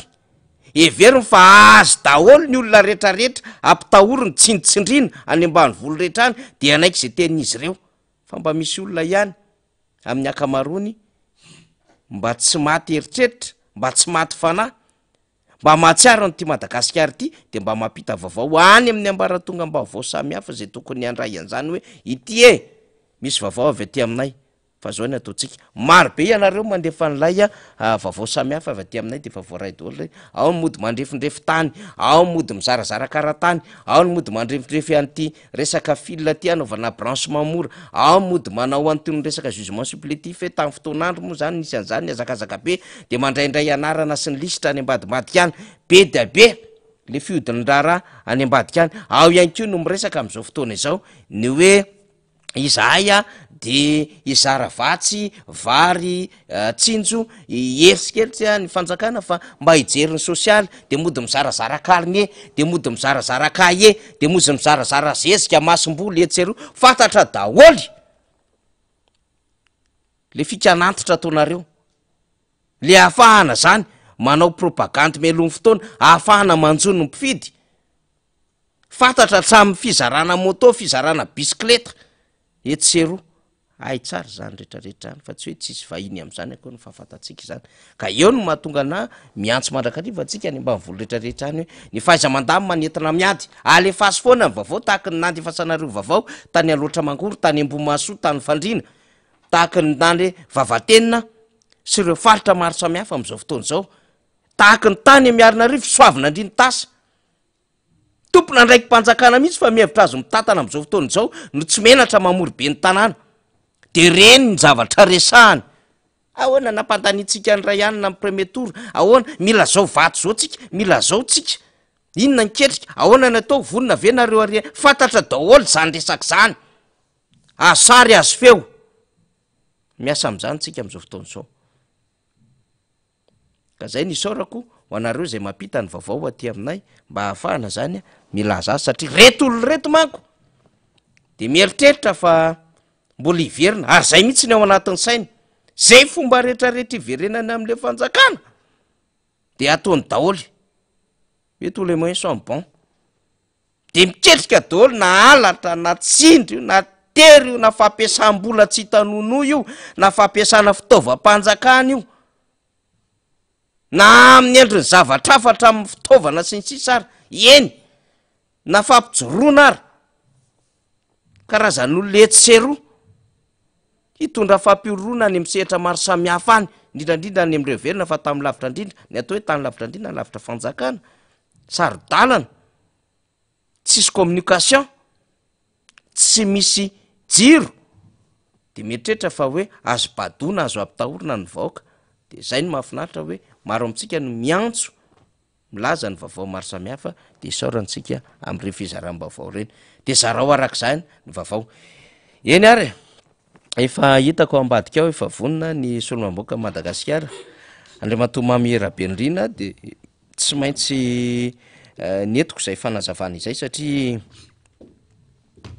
ohatran'izao moa rehefa mafampana ny raharaha ohatran'izao de samy lina vaovao ny rehetrarehetra de aleo aloha zany le fizaram-baovao no natomboka avy atrany andriamanto solomamboaka mamirabenrina arabaina isika tafiaraka andray eto am'ty fandarany ty tamin'ny talata no nareny feonao nanazava ara teknika araky ny lalàna ny zava-misy amin'ny raharaha-pirenena ny mikasika indrindra ny olana eo amin'ny androm-panjakana olana ihany koa amin'ny fikarakarana fifidianana maro samy hafa eo amin'ny fantsahan-dalàna sy ny rehetrarehetra sy ny sisa tao anatin'ilay fandarina ny rahanareo solomamboaka hoe angaretona de eto zany tsika tonga eto am'ty fandarany ity indray zany am'ty androany itya mino a fa efa mivoatra taorinany talata indray ny fandehandraraha deputé mamirabenrina afaka zaraina resahina amin'ny mpanaraka mpiaino atsika ny fandarana miara-manonja ndretsika am'izao fotoan'zao a tsy fantatry moa hoe rovinandray fandaram-potoana ho an'ny solombamoaka zay fa mamondrona ny heriny am'izao fotoan'zao ary hitondrana zay teny fakasitrahana fakahirezana ho anareo solombamoaka zay ao anatin'zay famondrona kery angaretona zay député Mamiraben'Indrina miarabanao tompoko. Miaraba faniry Razafy Manantany, miaraba ny Rina Rabe Mananjara ihany koa zay miaraka amitsika eto amin'ny ty efitrano ty am'izao fotoan'izao a, ny ao ambadika ao ny amin'ny lafiny teknika amin'ny studio anankiroa ny MCB sy ny MBS azafady sy ny radio Mata. Miarabantsika rehetra fa indrindrandrindra isika mpanaraka ny fandaharana miara-manonja na aiza misy atsika miaraba manokana ny mponiny distrika Nambohidratrimo ary mikopatanana nireo zay voatafa ahoana voaingana ary manatena iona am'ireo commune sasany indray atoato. De zay tokoa satria ny asan'ny solombavam-bahoaka mifampitafa mivatana amin'ny vahoaka ny fariparidina zay nalany azy de verina fa zava-dehibe dia mitondra zay kopakopatanana ho anareo zay marobe marobe betsaka fa tsy voatanisy eto fa samy mahalala ny resaka mifanaovantsika tany ampiaonana rehetra to. Zay indrindra iny le hoe ilaina mifampitafatafa mifampitsiditsitika satria rehefa ao anatiny le hoe fotoana tsy fisiny fivoriana tahaka izao de manao terrain solombamoaka miona amin'ny vahoaka mivatana manontany ny zava-misy ny vahoaka ihany ko misy fotoana te ahita ny solombavam-bahoaka de tsy maintsy mandrindra izay ilay audience sur terrain ohatrohatran'izay zany ny solombavam-bahoaka atsika. Député Mamiraben'Indrina alohaloha tonga de le zava-misy tamin'ny talata iny resahako hoe satria nanapa-kevitra zany solombavam-bahoaka namondrona ny heriny manoloana ny zava-misy eto amin'ny firenena de feoana iray no nampiraisina fomba fijery ray no nentina hoe angaredona de rehefa nieno atao anatin'le angaredona zany a de tao misy solombavam-bahoaka avy amin'ny antokotiko Madagasikara, tao misy solombavam-bahoaka avy amin'ny vondrona GPR, tao misy solombavam-bahoaka avy amin'ny RDT aloha ary maromaro ary tao misy solombavam-bahoaka zay tsy miankina amina vondrona non affilié zany. Nisy faneho-kevitra marobe tao anatin'izay fa ny zava-dehibe de hoe tena misy loko maro samihafa député Mamiraben'Indrina no niresaka tamin'ny fandarina angaredona iny. Zay angamba no heverina aloha zany fa tonga de mahaliana ny be sy marina de fa nisy fanazavana ihany ara nentin'ireo solombavam-bahoaka zay nanokatra ny fandarina ary tao anatin'izay ihany koa moa ianao nanazava ny antokantoko fa ho an'ny mpanaraka ny fandarina miara-manonja député Mamiraben'Indrina de hoe inona marina moa zany ny tena azo lazaina fa hevitra fototra zay ivondrona nareo solombavam-bahoaka ka miara manao angaredona am'izao fotoan'izao. Raha iny fandarana angaredona iny no asitsika resaka kely de zao azo lazaina hoe nateraka ny zava-misy tato anatin'ny herinandro farany iny, nateraka ny zava-misy satria fatatsika ny fivoatra ny raharam-pirenena tato anatin'izay andro maromaro farany zay misafotofoto be ny any betsaka ny hevitra mifamaofao ary ny endriky ny ady hevitra de miseho amin'ny lafiny maro amin'ny endrika maro mihitsy satria misy ny ady hevitra mivantana ohatr'izao ataotsika sy faniry eto zao misy ny ady hevitra mandeha eny amoron-dalana eny rehefa miona aminareo olom-pirenena miona amin'ny andian'olona sy ny vondron'olona isan-karazany, misy vondron'olona mangataka fionana fotsiny zao ilazany heviny ary misy ny ady hevitra ataotsika hoe sakitena hoe avolenta kanefa le endrika no resahako eto hoe mandeha amin'ny alalan'ny fanontaniana apetraka mpanao gazety interview tsika amin'ny tompona andraikitra isan-karazany izay lasa manana endrika ady hevitra tsy fahamaliana fa samy milaza ny heviny eny fotsiny. Ny zava-misy de zao ataoko hoe feziko kely ny tato anatin'ny andro maromaro farany amin'ilay fitsanganan'ilay fanjakana tsy fatam-piaviana tsisy fototra araky ny lalàna zay mitondra ny firenena amin'izao fotoana izao. Io no mampisy ny adievitra izay mipetraka amin'ny hoe raha ny endrika misy amin'izao fotoana izao dia tsy fanjakana demokratika intsony misy eto Madagasikara, tsy fitondram-panjakana miainga avy amin'ny lalam-panorenana intsony misy eto Madagasikara, fa fitondram-panjakana nateraka ny fanapahan-kevitry ny HCC tamina tranga anankiray. Tsy mbola lazaiko hoe tranga niomanana sy fanarahan'izy rehetra tany ve, fa tamin'ny heriny ateto dia efa nilaza hoe raha io zavatra misy io satria efa tsy araky ny lalàna intsony, tsy araky ny lalam-panorenana ny endriky ny fitondram-panjakana, ary tsy misy olom-boafidy intsony no mitantana ny firenena any amin'ny rafitra nasionaly io, dia ny dikan'izay efa ivelan'ny rafitra demokratika sy republikanina tanteraka ny fitondram-panjakana eto Madagasikara. Ny feheziko taminy hoe tratran' zareo ilay tanjona hanao tetezamita fa amin'ny endrika anankiray hafa. Zareo iza le zareo? Satria adihevitra be teto nandritra ny volana maromaro ny hoe tetezamita tsy tetezamita iatrehana fifidianana, laza foana le fitondram-panjakana fa vonona iroso amin'ny fifidianana, kanefa raha ny zavatra hita nandritra ny volana maro dia tsy ampy le fahavononana. Isika raha ny nanosika hoe alefaso fifidianana io anaraka lalam-panorenana, isika no niezaka nampiseho fahavononana, ary isika no nitarika ny rehetrarehetra hatrany, satria efa mataonany maro tsika niomana fa tsika dia hanana kandida amin'ny fifidianana rehetra izay tranga, fifidianana filoham-pirenena monina voaka teto. Fantatsika efa nany tety andro ny fifidianana filoham-pirenena io aza, raha tsy tena nanaovantsika tery mafy mihitsy mba hamoahana azy dia saika tsy navoaka ny fitondram-panjakana io. Isika no nitarika vao mivoaka ny daty dia isika no nilaza fahavonona voalohany indrindra, nanana kandida voalohany indrindra, ary nametraka ny atota taratasy voalohany indrindra. Fa raha ny fitondram-panjakana nandrasana, raha ny fihetsiketsika ny fitondram-panjakana no nijerena, tsy ho nisy fanomanana fifidianana teto ao anatin'ny dingana fanomanana antsika mantsy izao. Kanefa raha ny resaka ofisialy avoaka fitondram-panjakana dia mifanohitra amin'izay amin'ny hoe hanatanteraka fifidianana araka lalam-panorenana. Dia eo zany tsika miteny hoe iza le izaryzareo izay mahatratra ilay tanjon'ny tetezamita. Inona moa averiko eto ilay famaritana tetezamita nataoko? Famaritana tetezamita dia zao miainga amina rafitra ara-dalàna anankiray, mipita amina rafitra ara-dalàna vaovao ao anelanelany ao misy banga, zay le ataontsika hoe vide institutionnel. Tsy maintsy iainana nefa fahabangahana io ara-potoana, ary eo no ametrahana ilay rafitra tetezamita. Ny olona mahazo tombony amin'ny rafitra tetezamita dia ny olona tsy vonona hiatrika fifidianana, ny olona matahotra fifidianana,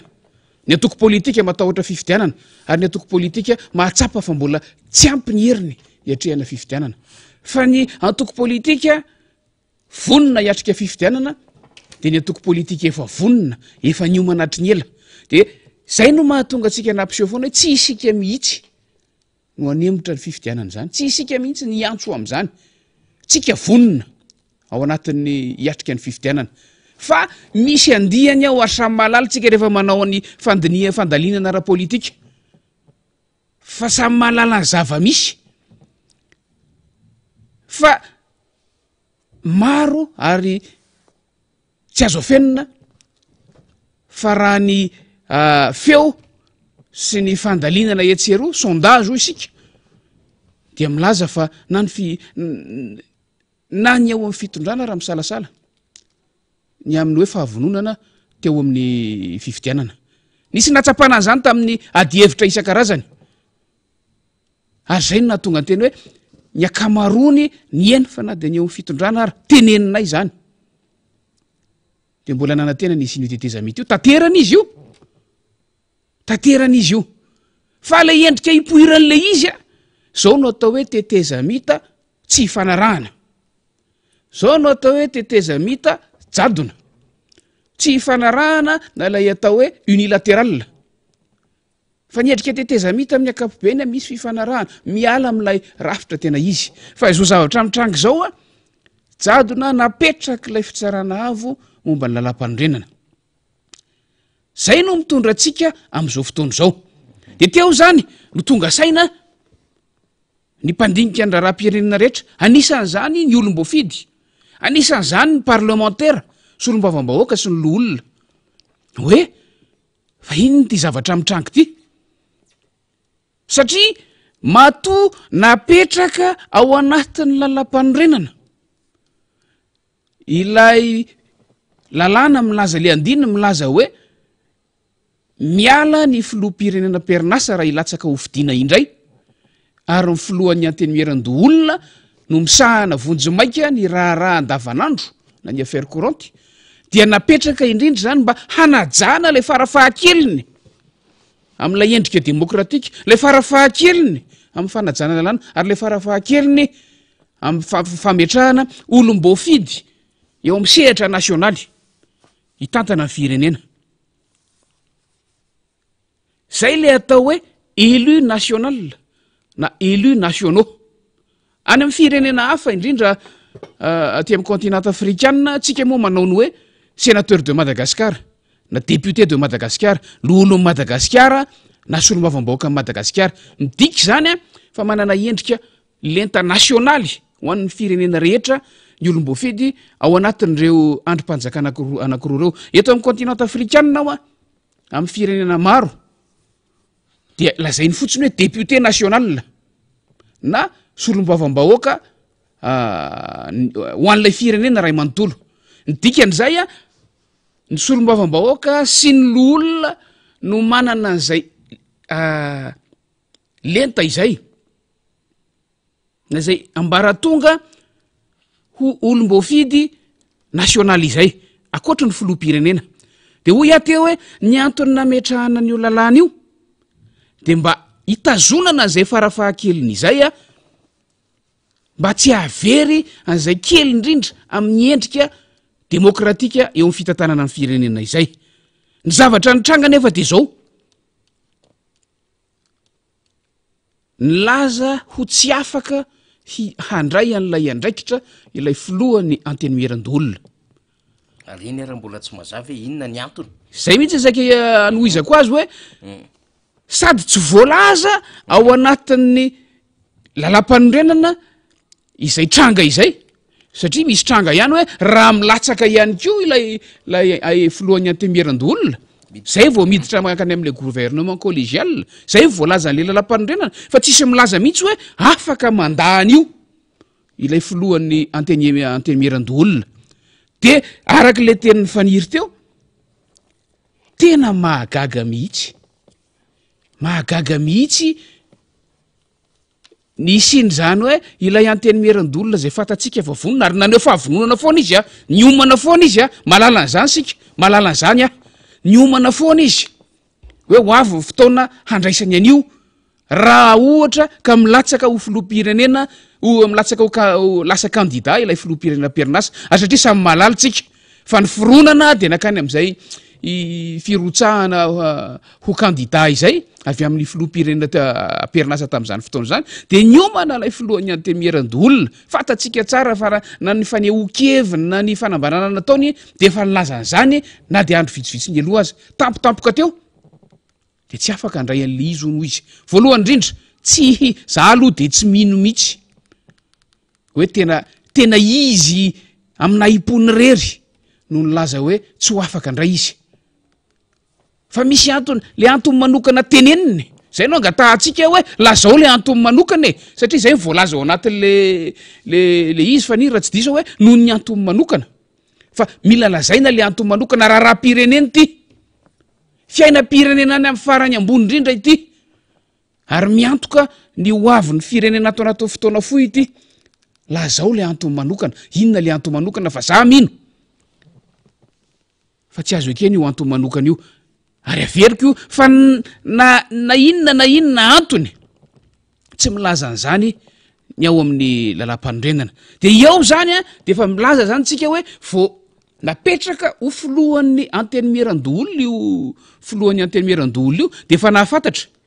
fa asan'ny filohan'ny antenimieran-doolona zany raha mitranga raha izay tsy maintsy misy fifanarahana teo anivon'ny anteny mieran-doolona sy ny vondrona tokony nanohana fitondrana nametraka azy ho anteo filoha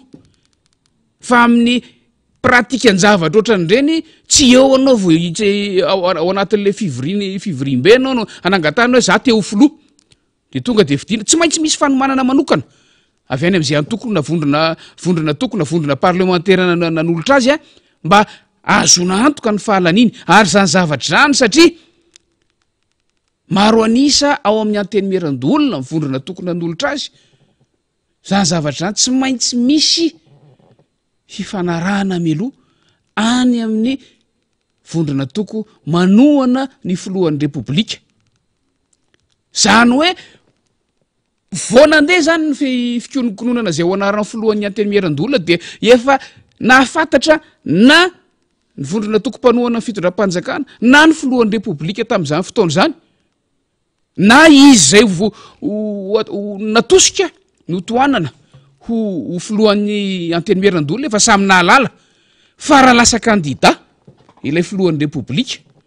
de izy no andray an'io andraikitra io raha tam'zany izy zany nahalala voalaza mantsy amin'ny artikla any amin'ny hainao manjery isan-karazany sy any amin'ny resaky ny olom-pirenena hoe nampisehony tsy fahafaha manatanteraka an'le asa izy noho ny tsy fananany an'lay kapasité fa raha tam'zany fotoana zany a no tsapany fa tsy manana an'izay kapasité zay izy de efa tokony tsy onanaiky an'lay fandraisany an'lay andraikitra ny filohan'ny anteny mieran-doolona de andingana lavitra be satria tonga de hiteny hoe noho izany zavatra zany a de efa fantany fa andraikitra tsy maintsy raisiny io tsy misy afa-tsy ny anteny filohan'ny anteny mieran-doolona no afaka manatanteraka an'io rehefa tonga ary ny fotoana ka milaza izy hoe tsy vita le andraikitra lay andraikitra ny filohan'ny anteny mieran-doolona mihitsy no tsopahany ao fa tsy lay andraikitra hitantana lay intérim fotsiny akory midiky zany fa rehefa mitsipaka ny andraikitra filohan'ny anteny mieran-doolona izy a de mila soloana ny filohan'ny anteny mieran-doolona zany hoe mila mametra-pialana amin'ny mahafilohan'ny anteny mieran-doolona azy izy aloha de soloana olona hafa fa tsy lahany olomanga ny anteny mieran-doolona tsy lahany olona tokony ho filoha ny anteny mieran-doolona de eo a no hoe homenany zay filohany ny anteny mieran-doolona am'izay fotoana zay mbola misy pitsopitsony koa nefa nyfanoloana filohan'ny anteny mieran-doolona na ny fiantsoana fivoriana ny karaza-pivoriana ahafahana manolo an'izany zany rehetra zany tokony narahana satria misy ny fivoriana ara-potoana misy ny fivoriana tsy ara-potoana zany rehetrarehetra zany tokony narahana fa ny zava-dehibe de zao hoe mila endrika olom-boafidy nasionaly ny fanatanterahana ilay andraikitra misolo-toerana vonjomaika ny filoham-pirenena de zay zany ny tonga tao an-tsain'ny loholon'ny madagasikara sy ny solombavam-bahoaka madagasikara tany naty ady hevitra ny hoe tsy mety izany hoe ny gouvernemanta no hitantana ny raha-pirenena amin'ny alalan'ny fitazomana ny andraikitra vonjomaika mahafiloha-pirenena azy gouvernemanta zay rehefa zoitsika ny lalàna ny anteny miera-pirenena ngeny nametraka andreo e ny anteny miera-pirenena ngeny no manao tadiditsika ny artikla fa 420 amin'ny lalam-panondrena ny anteny miera-pirenena avy amin'ny alalan'ny solombavam-bahoaka no manao soso-kevitra makany amin'ny filohan'ny repoblika izay hanendry ny prime ministre aloha ka prime ministre aloha zany hoe na ny prime ministre fa indrindraindrindra prime ministre de ny anteny miera-pirenena no nametraka azy teo tsy resaka amin'ny maro anisa sy ny tsy maro anisa fa ny anteny miera-pirenena no nametraka amin'ny prime ministre teo avy eo a ny prime ministre sy ny filohan'ny repoblika vao mitady izay ho mpikambana ao amin'ny gouvernemanta hanao ny raharahan'ny ministra dikan'izany de zao ilay olona nyaingy avy amin'ny soso-kevitry ny anteny miera-pirenena ary no tendren'ny filoha-pirenena no lasa mitantana ny firenena mandray ny andraikitry ny filoha-pirenena ahoana mihitsy moa no apety an'izany re olona tsy resaka an'lay hiérarchie protocolaire eo amin'ny samy androm-panjakana fa le maolom-boafidy sy olom-boatendry fotsiny a lay ananana n'lay endrika demokratika eo am'le fitantanana an'le firenena zay fotsiny ihany no resahako aloha de teo na piady hevitra ny parlementaire fa eo zany a izay tokony sy ny fanajana ny lalam-panorenana sy ny sata demokratika izay fa mba eo koa ny ambopoan'ny olom-boafidy a samy mitantana amin'ny firenena zao ihany fa ny olom-boafidy tsy hitovy mihitsy amin'ny olom-boatendry ny olom-boatendry tsy hitovy mihitsy amin'ny olom-boafidy ary ny régime iainantsika de fantatsika tsara fa matoa ny anteny miera-pirenena nomena fahefana hanendry ny prime ministre hanao sosokevitra mirona makany amin'ny fanendrena prime ministre de midiky zany fa manana sata ambony ny gouvernementa ny anteny miera ary nahoana mihitsy moa no olona tsy voafidy mbahoaka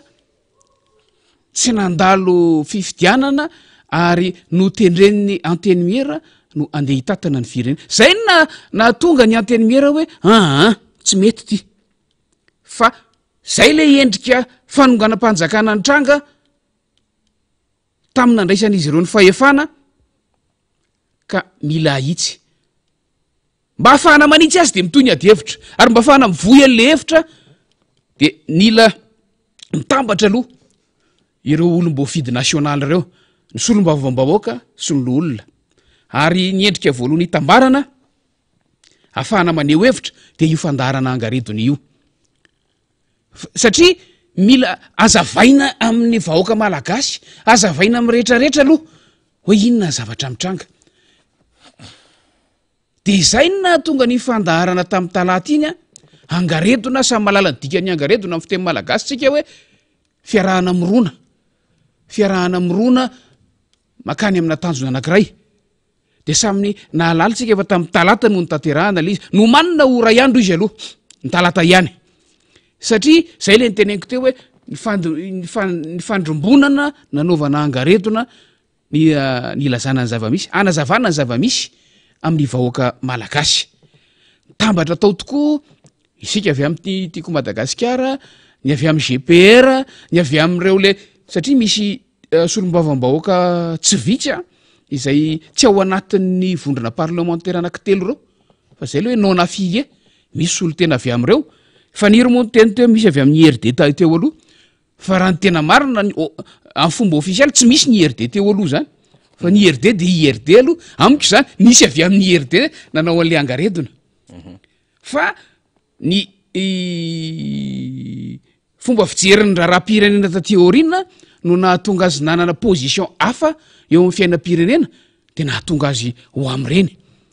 zay ny zava-nisy raha azavaina tsotsotra amintsika manaraka ny fandarana ny zavatra nitranga tamin'ny angaredona iny ny tiako anoizana ny tapany voalohany amin'ny fanazavana iny faniry de zao lalam-panorenana ny tsy voahajo eto lalam-panorenana zay nofidina ataoko hoe anterisetra ihany tamin'ny taona 14 tamin'ny teteza mita lavabe teteza nitatra zay nitarihiny Andriamato Rajoelina tamin'izany fotoana zany zany hoe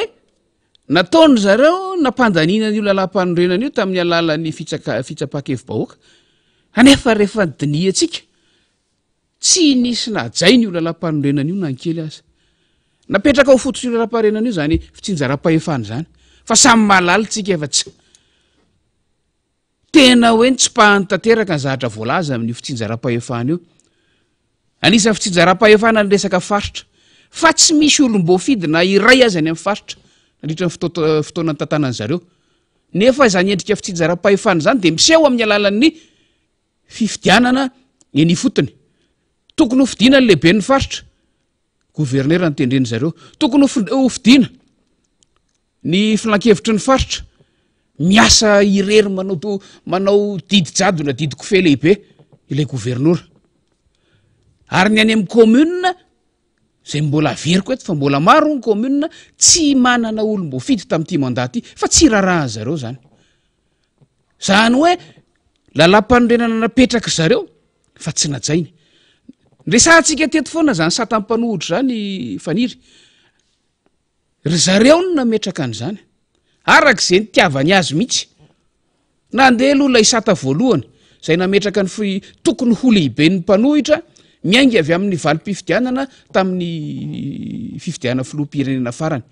no terena fotsiny ohatra ny manery vaimanta ny fanovanan'io ho lasa hoe solombavam-bahoaka no mandray ny toeran'ny lehibe mpanoratra mpanohitra fa rehefa tanteraka zay sitrapo zay mbola tsy nampiariny ihany tapitra ihany ty le manda ny démissionna ihany le ranga eo zany mampametram-panontaniana inona mihitsy ny tena eritreritra amin'ny fitondram-panjakana zay ve le tena endrik'ilay tsy fahaiza mitsinjo lavitra tsy fahaizana mitantana tsy fahatakarana ny zavatra tokony atao rehefa hitatana firenena satria tsy niomana sa hoe endrika inona no azo ilazana n'izany zavatra zany satria lalam-panorenana zay ry zareo no matimaty nametraka azy sy nampandany azy kanefa tsy nisy ny fanajana azy nandritran'izay 5 taona zay de zay no mitranga am'izao fotoana zao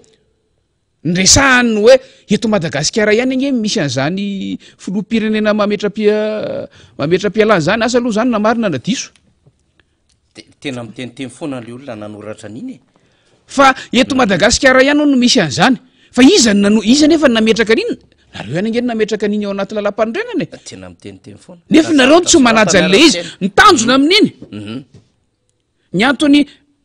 na tonga ny fanalana fametraha-pialana iny de rehefa kandida ilay filoha-pirenena de mba esorina aminy fahefany satria zay fahefany zay a dia manambatra zavatra marobe zany satria amin'ny mahafiloha-pirenena azy a mitarika ny fahefana-panatanteraka izy amin'ny mahafiloha-pirenena azy a lehibe ny folo alin-da izy tsy zay filoha-pirenena rehetra mipetraka eo zany fa tsy miresaka olona tokantsika amin'ny mahafiloha-pirenena azy a afaka mbola miresaka sy manatanteraka ny vinany zay eritreretiny izy kanefa rehefa kandida izy lasa tombo no manokana ho azy zany zavatra zany mihoatra amin'ny kandida hafa zay no analana ny fahefana eo aminy zay no analana lalam-panorenana ny fahefana eo aminy rehefa ilatsaka ho fidiana ho filoha-pirenena indray izy zavatra mitranga nefa zao faniry sady tonga de tohizako ihany le resaka faniry zavatra mitranga zany zao io le gouvernemanta ifandrombonana moa filazany zareo azy amin'ny fiteny malagasy io gouvernemanta fandrombonana io dia sady averiko gouvernemanta nanao fanonganam-panjakana gouvernemanta tsy manana endrika demokratika mihitsy gouvernemanta tsy nyaingy avy amin'ny fanajana lalàna fa indrindraindrindra gouvernemanta mbola fihezilay filoha-pirenena teo aloha mety antantsika ametraka fanontaniana ny hoe fiheziny ahoana iarahantsika malala jereo tsara ny zavatra mitranga mbola mpikambana am'ireo gouvernemanta reo nge no mamory zay tia novorinany amin'ny faritra rehetra sala mitranga tamin'ny faritra itasy tamin'ny herinandro lasy mbola mpikambana ao amin'ny gouvernemanta nge no mitatasika amin'ny ainao manjery-panjakana ty tena manahirana na taloha na am'izao fotoana zao talohan'ny fametraha-pialana zany na am'izao fotoana zao ny gouvernemanta perinasa no mampiasa ny ainao manjery-panjakana ny voizana ny hoe tsy very ny zom-pirenena malagasy na ny andro rajoelona samy mahatsiaro an'izany tsika efaniry a fandarana eo anivon'ny TVM sy ny RNM ataona mpikambana amin'ny gouvernemanta no ivoizana zay hevitra zay sy erovana zay hevitra zay mnaovana soutenance satria teraka ady hevitra be teto amin'ny firenena taty amin'ny mpanao politika mpisehatra ara-politika sy mpiomana ao amin'ny fifidianana le izy fa ny ainao manjery-panjakana no nampiasain'io gouvernemanta io ary mbola ampiasainy hatramin'izao fotoana zao iresahana ny hoe tsy very ilay zom-pirenen'le olona iny ahoana mihitsy no anekenany zany zany zavatra zany nefa no ialantsika ialan'ilay lalam-panorenana mba tsy iverenana zany zavatra zany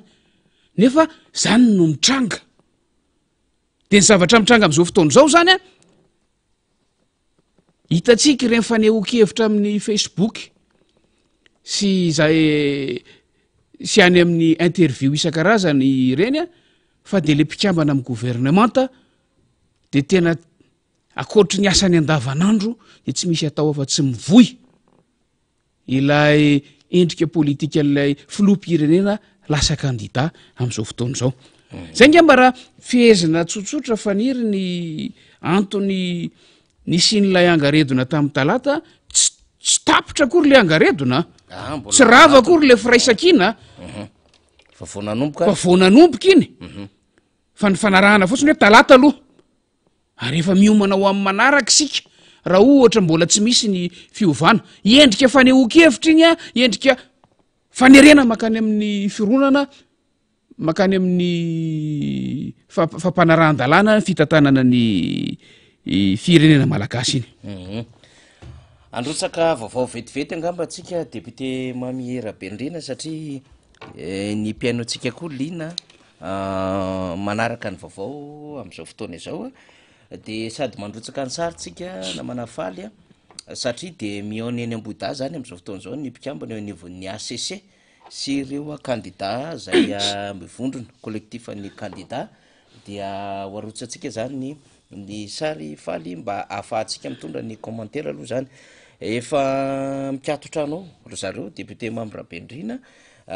satria rehefa nisy moa zany ny taratasy nataon'ny candidat mivondrona nakany amin'ny CENI ary tsy niatrika an'le fionana ny candidat reto zany candidat aloha zany amin'ny sary hitatsika ireo mikambany ACC io ny filoha Marc Ravalomanana de misy candidat eo akaikiny eo izy io Parrain Auguste ave de candidat Yann Robel candidat Brunel Razafy-Trailofa candidat Lalaina Ratsiraonana candidat Hery Rajonary Mampianina candidat Jean-Jacques Ratsetson zay aloha zany zao nitazako amin'ny sary eto roa efatra enina fito mbola mety misy aty ambadika satria misy candidat zay mbola iazakazaka ihany ko anaraka ande de misy candidat tsy eo zany amin'ny sary zao fa de candidat Roland Ratsiraka ihany ko itazantsika député Mamihera Bendrina ho atsika zany zay mpanaraka ny fandarantsika miara-manonja de miona am'ireo vondron'ny candidat zany ny ACC mino isika satria mbola tsy manana ny vaovao misy tsika azo resahana am'izao fotoana zao fa maro ny adevitra zay ho resahana satria de mitondra tena fanakianana mivavay am'ty ACC ty reo vondro ny candidat de tonga de ho alefatsika satria ho an'ny candidat Roland Ratsiraka zao de nanao réaction izy mikasika indrindra fivahinianana Andriamatoa Tsay Christian tamin'ny fahita lafim-pirenena omaly de zao nambarany candidat Roland Ratsiraka vao adiny roa zay izy nanao anty publication ty hoe mandainga ny prime ministre Tsay Christian rehefa milaza fa mila korotana sy tsy manaja lalam-panorenana ny candidat 1/20. Roland Ratsiraka sy ny MTS dia manolotra ny vahaolana fifidianana le 9 novembre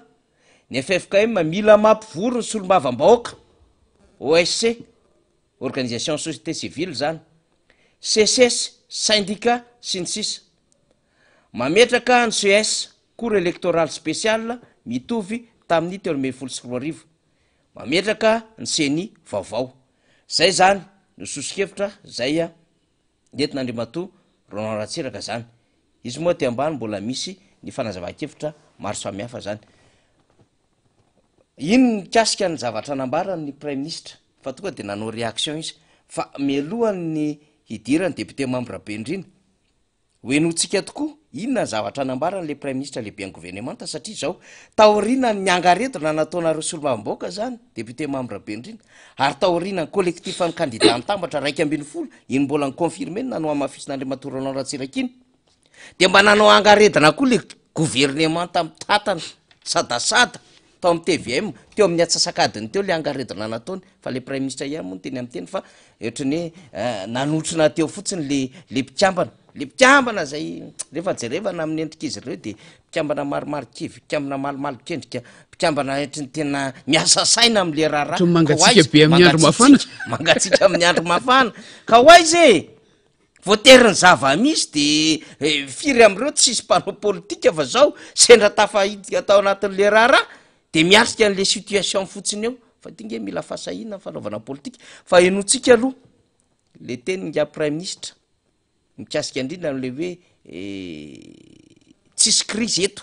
fa misy fambolena korotana sy le hoe tena mizotra le fifidianana de hiditra indray zay ao anatin'zay fanazava-kevitra zay daora faly ro firenena tandrefanareo dia firenena mandala ny demokrasia ary fandanana ny demokrasia dia miainga amin'ny fanajana safidim-bahoaka tsy misy crise politika zany eto amitsika fanakorontanana ny zotra mpifidianana misy ka ny vahoaka dia mila fifidianana madio mangarahara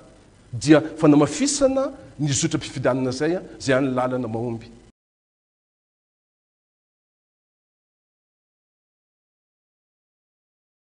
misy zavatra mbola tsara mafisina kely sy voarainy mpiaino atsika ihany angambany de miverina am'resaka indray ny tenako sy député Mambrapendrina azafady faly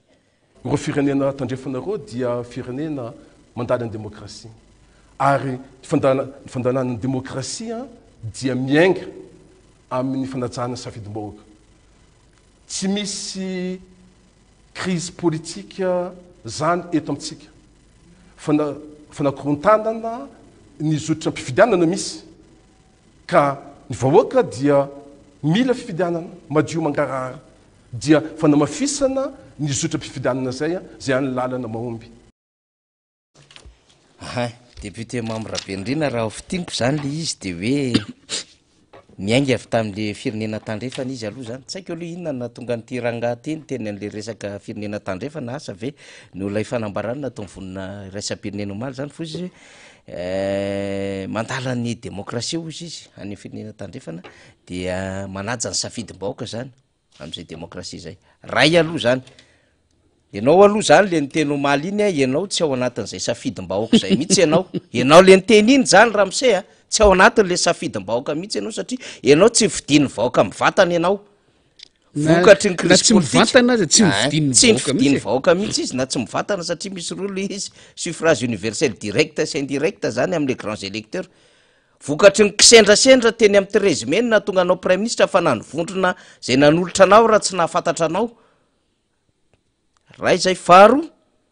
namezana fahefana taminao tamy 6 septembre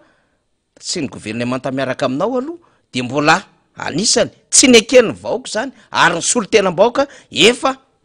nitsipaka an'io gouvernemanta tarinao io iny aloha zany voalohany ianao ihany no miteny ny tenanao avy eo miteny hoe tsy misy crise politique zany eto fa fanakorontanana misy valitsika iny rehefa avy eo sy ny hoe ny vahoaka de mila fifidianana madio mangarahara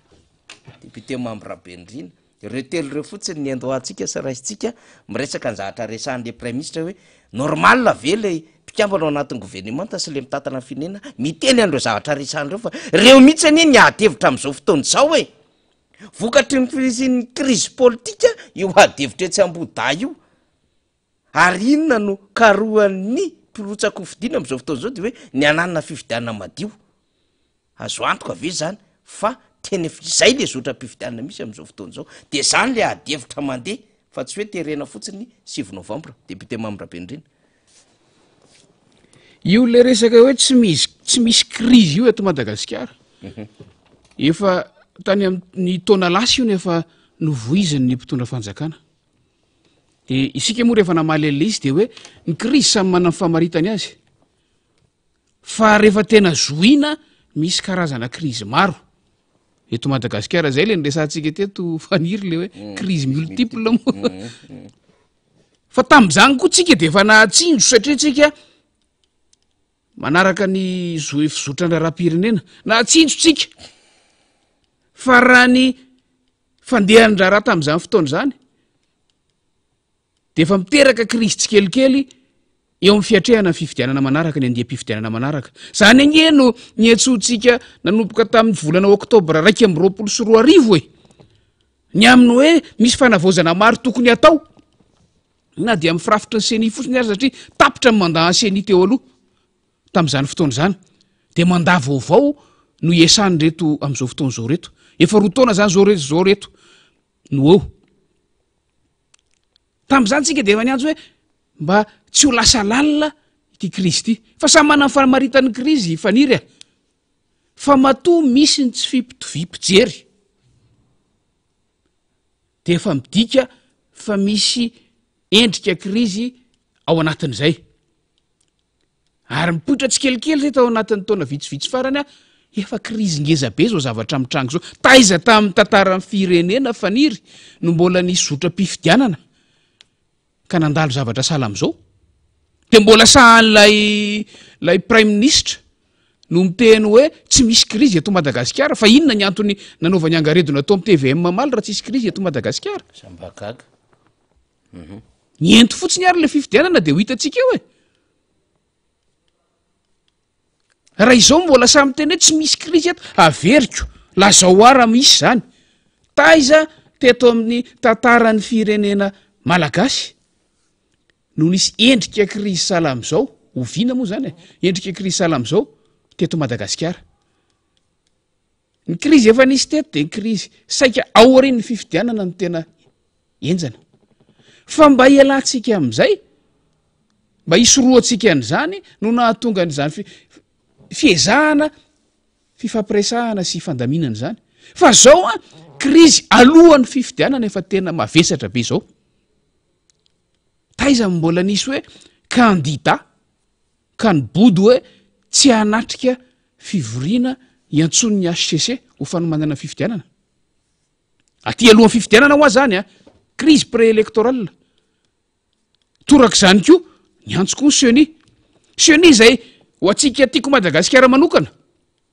mbola mety horesahako moa zay rehefa avy eo niezakitsika nanampy andry zareo niezakitsika nanaraka azy akaiky niezakitsika nijery ny fomba fiasan zareo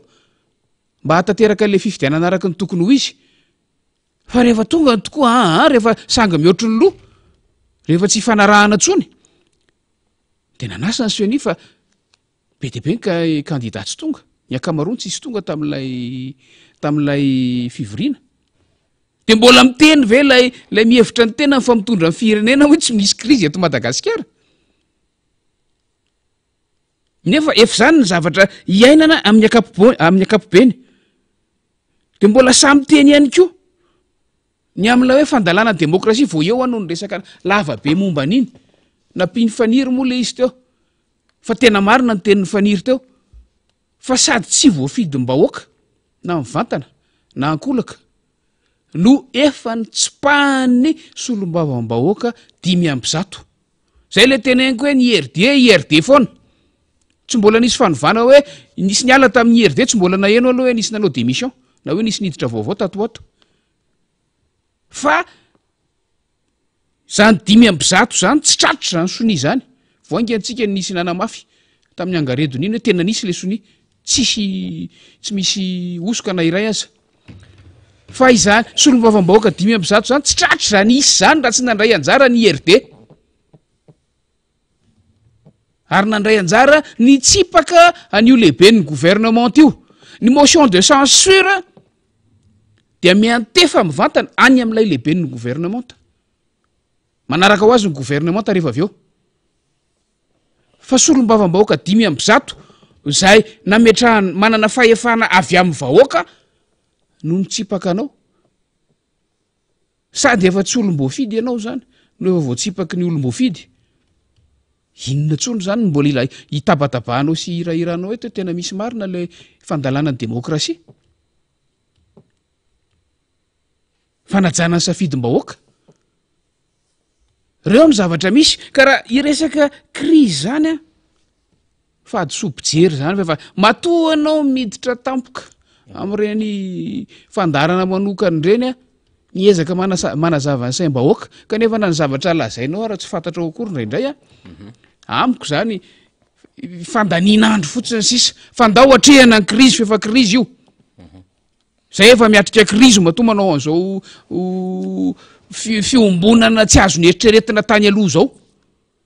efa fiatrehana krizy zany efa fiainana an'le krizy zany ary mila avoaka anatin'io krizy io ny firenena atao anatin'ny fotoana foya mba hiverina amin'ny asiny ilay firenena malagasy itya averitsika kely aloha satria isika zany miezaka mampatsy zava-misy député Mambrabendrina tsy isika no mitantara fa ny solombavam-bahoaka zay miaradia am'le fitondrana ihany no mitantara de ity teny nataony député Rosy ty na Paul Bert Rosy Rasimana natao amin'ny publication zany efa elaela izy ty tam'ilay vonintranga le fanomezam-pahefana ny gouvernemanta fa aloha tonga de dingantsika le izy satria zao nambarana ainy aloha ralovakitsika hatrany ampiandoara mihitsy tsy mino aho izy fa olom-boafidy tsy mino aho fa olom-boafidy toan'ny filohan'ny Sénat Herman Razafy Mahefa no anao zavatra anticonstitutionnel toy izao anticonstitutionnel zany iny zavatra iny député Rosy no miteny an'zany olom-boafidy no miteny an'zany satria manko le premier ministre nyteny omaly tena nanaja ny lalam-pandrenina zavatra nataony zany nataon'izy ireo satria le fitsarana avy momba ny lalam-pandrenana no justifieny tam'izay akta nataon'izay averitsika tsara zany tsy mino aho fa olom-boafidy toan'ny filohan'ny Sénat Herman Razafy Mahefa no anao zavatra anticonstitutionnel toy izao ary miombokevitra amiko ireo grands électeurs rehetra ny fidy azy ireo maire rehetra ny fanerasera taminy ny olo-pirenena mirorosaina no miantso ahy manontany ko manery ahy andraiky fitenena na de efa nisy aza ny fanambarana nataony plateforme miaraka amiko teny amitsy Tsangambato ny Jenerali Ratsimandrava ny 12 febroary farany teo izay mbola tazonay mandrakakehitriny koa miantso azy andray fitenenana hanazava ny filohan'ny Sénat io zany tam'zany sy andray ny toerana nametrahany lalam-pandrenana azy miantso ihany-ko Andramatoa Kristina Razanamaso de ty le zava-dehibe satria mamaly any tenin'nga prime ministre ty zavatra resahany député Rosy efa tamin'ny herinandro lasy ty miantso ny tandroka haro ny vozona hiaro azy ireo raha sanatria misy ny teritery na tsindry atao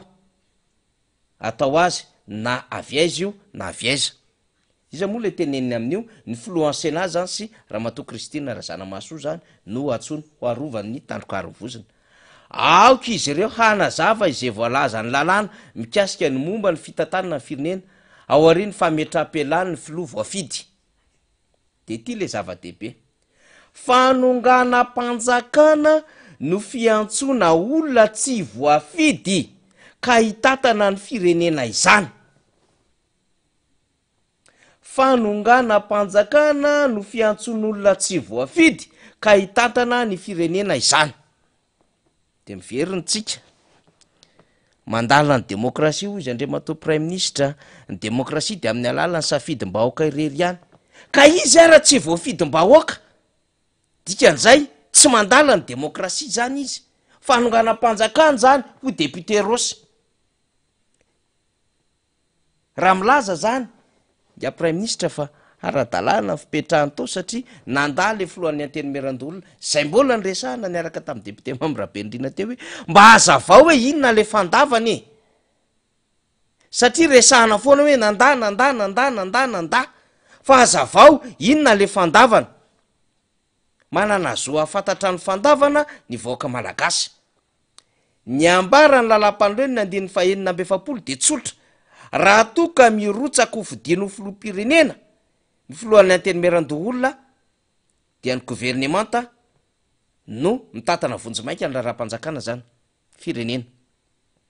le filohan'ny antenimeran-doholona nefa tsy nirotsaka ho fidino ho filoham-pirenena ary tsy nametra-pialana tsy hitatana n'le antenimeran-doholona ary tsy naongany ny antenimeran-doholona tam'izany andraikiny zany de aza avao zany le hoe inona le fandavana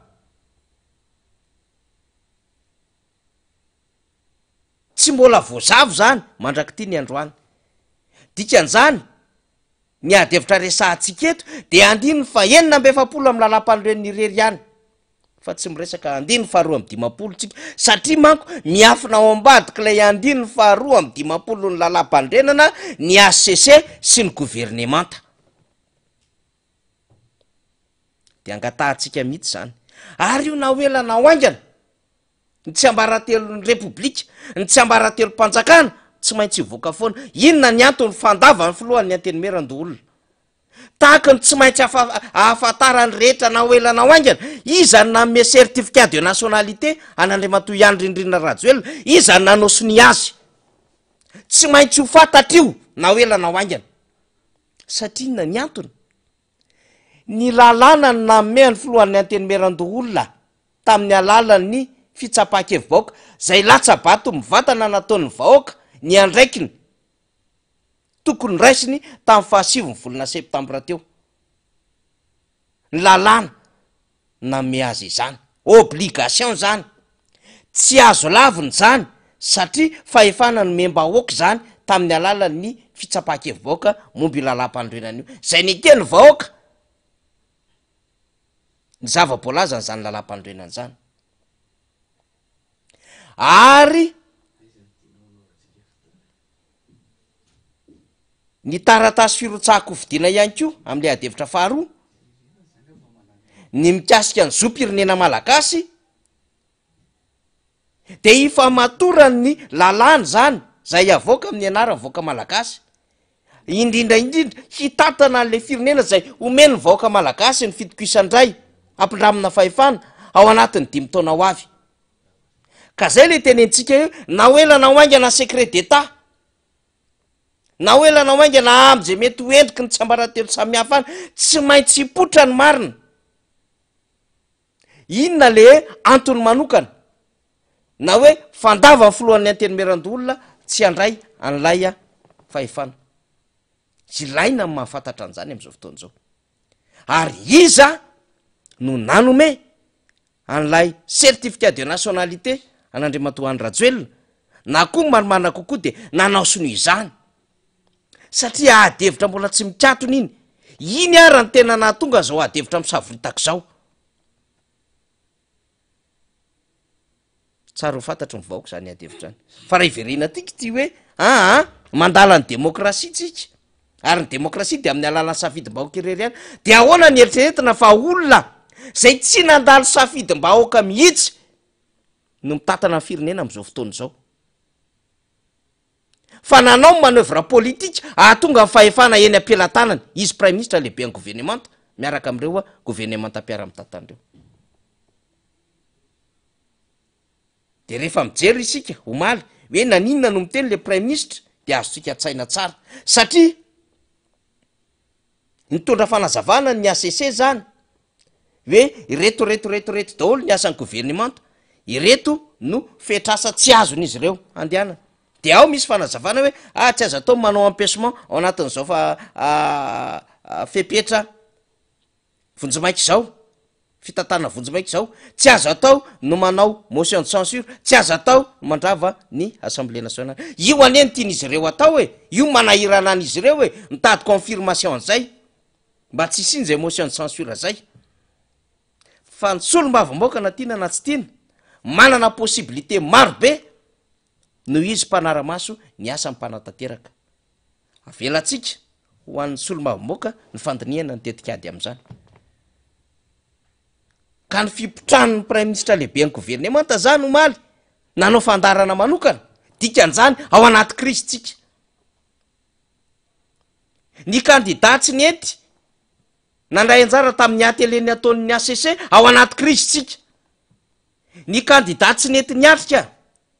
ny fiaonanseny farany teo fa candidat roa any tonga sy ny solotenany ao anaty crise Madagasikara crise politika ary tsy ny fanomezany candidat anarana reo solotena tsy maritra ao anatin'izany voameram-pirenena maly io tena misana fifidiana zany dia ao anaty crise Madagasikara satria bloquer le processus électoral zany natina na sy tiana bloquer le processus électoral matomby candidat miantso hoe soloy CES cour électoral spécial tony tamy 2013 ny ACC ao anaty crise Madagasikara matoto sy mahatoky itsony ny senika arakary ny fifidianana io kandida zay hiatrika fifidianana ao anaty krizy madagasikara mato ny fikambanana rehetra miantso ary manameloka ny fiatsika nataon'ny ACC naiza manenina madagasikara ao anaty krizy madagasikara ary farany mato le mpitondra tenin'ny gouvernemanta hanao fandarina manokana miaraka amina onjam-peo vitsivitsy androany sy miaraka amina mpanao gazety vitsivitsy ao anaty krizy madagasikara satria ao anatiny tetika famononafo tsy lalao tserasera dolo zany rehetrarehetra izany ary farany de ty goavambe ndre mato prime ministre mato ianao namory no ay senata nato namory no ay senata tena mahazo arivo ary mato taorinan'izay naka ny réquisition générale ny préfecture na Tananarivo ka nametraka amin'ny force eran'io manodidina ny tanàna ary durée indéterminée de ao anaty krizy madagasikara am'izao fotoana zao izany tsy miteny ny zava-misy eto izany tsy miteny sy tsy manao fanambarana de ilaza ve fa hoe zao firenena zao de milamina satria ny contraire ny krizy dia milamina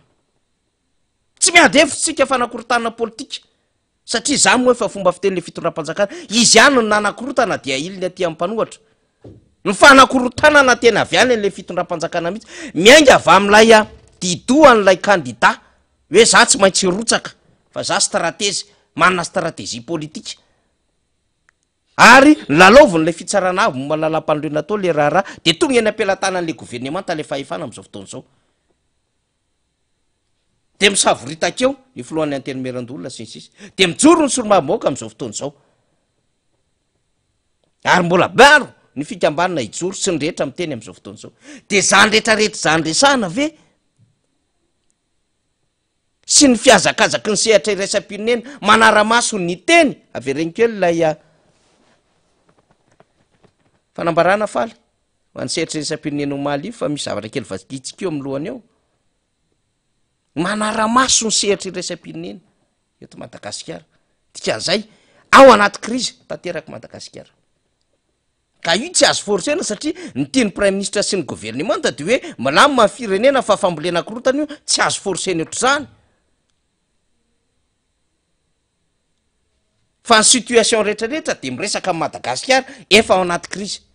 ary tetezamita misy am'izao fotoana zao io mihitsy ny sehatra iraisam-pirenena raha miresaka zava-misy zao ny tenenina manaraka akaiky ny fivoarany toedra raha mifandray amin'ny fanomanana ny fifidianana ireo mpiara-miombonandrika iraisam-pirenena eto Madagasikara zay manosiny etona manaraka akaiky ny fivoarany toedra raha dikan'izany mato misy fivoarana toedra raha ohatr'izany de misy krizy eto Madagasikara fa le fanjakana zany de zao tia no apetrany fotsiny araka ny fomba fijeriny sy ny fomba firesany amin'ny interprétation de hoe milamina ny tanàna de milamina de maninona de forcena andeha le fifidianana de iza ny assumer situation hitranga amin'ny crise post électorale ary mino raha nyfanahin'ny rehetra am'izao fotoana zao sy ny zava-misy am'izao fotoana zao hijanona ho crise post électorale avy io situation io asa aloha za mbola tsy nahita mihitsy any amina firenena efa ampiseho ny ambana samy hafa zao zany de azo lazaina zany zao raha ohatra ka miresaka cyclonetsika BNGRC de tsotra be sady efa loza amy tatao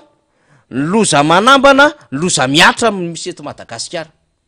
loza amy tatao loza manambana loza miatra karazana loza zany efa tafiditra ato de ozy ihany ny BNGRC hoe zay tsara fiomanana tsy ho tapohan'ny loza de fahatsona ve no miteny ny hoe amboary reto de inona ny tenen'ilay tomponandraikitra eo anivon'ny gouvernemanta tsy azo ivalozana ny didiny ny ACC tsy azo ivalozana ny didiny ny ACC azafady criseny 2002 raha ohatra ka tsy azo ivalozana ny didin'ny ACC ny criseny 2002 tsisy nanangana ACC bisy teto ary tsisy nanangana rafim-pitsarana afaka manokana namoaka voka-pifidianana tamin'izany fotoana zany raha toka tsy azo ivalozana ny didin'ny ACC ary raha tsy azo ivalozana ny didin'ny ACC tsisy nanangana CES teto tamin'ny 2013 dikan'izany tsy baiboly akory ny lalam-panorenina na ny didin'ny ACC fa fomba fifampitondrana ao anatin'ny fanjakana republikana zany saingy rehefa misy zavatra kosa ka manantanina sy mitady hitondra olana sy tsy vitijery ary faharavany ny fiarahamonina malagasy dia tsy maintsy soroan'izany donc azo atao no miverina ny fanapahan-kevitra azo atao no miverina ny fanapahan-kevitra ny baiboly raha mbola edikevitra mainka moa fa zavatra ny soratan'olombelona mitondra interprétation sy mitondra karazana adevitra maro am'izao fotoana zao ahoana ny tsy edikevitra an'izany ka aza miafina ao ambadika le tsy azo ivalozana satria iny manko nentina ilazana ny aminy hoe metsy mahereo ary safady tokoko azo edikevitra tsara io ary azo iverenana io tahaka n'izay fanitranga tamin'ny 2013 tahaka n'izay fanitranga tamin'ny 2002 izany no fahendrena malagasy izany no fahadiovana ara-politika misoroka zavatra zay mety hitranga aniorinany ka aleo mailo aleo misoroka toy zay hapidikizo ny firenena amina zavatra hafa satria io fietsika andehitrezana andehanana any amin'ny élection zay efa toeriny rehetra rehetra io resahany manampahaizana tsy neto Madagasikara ihany feo amin'ny setresa-pinena hoe misy zavatra be da be tsy mety na eo am'le condition d'éligibilité an'le olona ray nyrotsaka na eo am fanapahan-kevitry ny ACC de mba dinio ihany le izy valo amby roapolo tapitrisa mivoaka malagasy tsy fantatro firy am'izany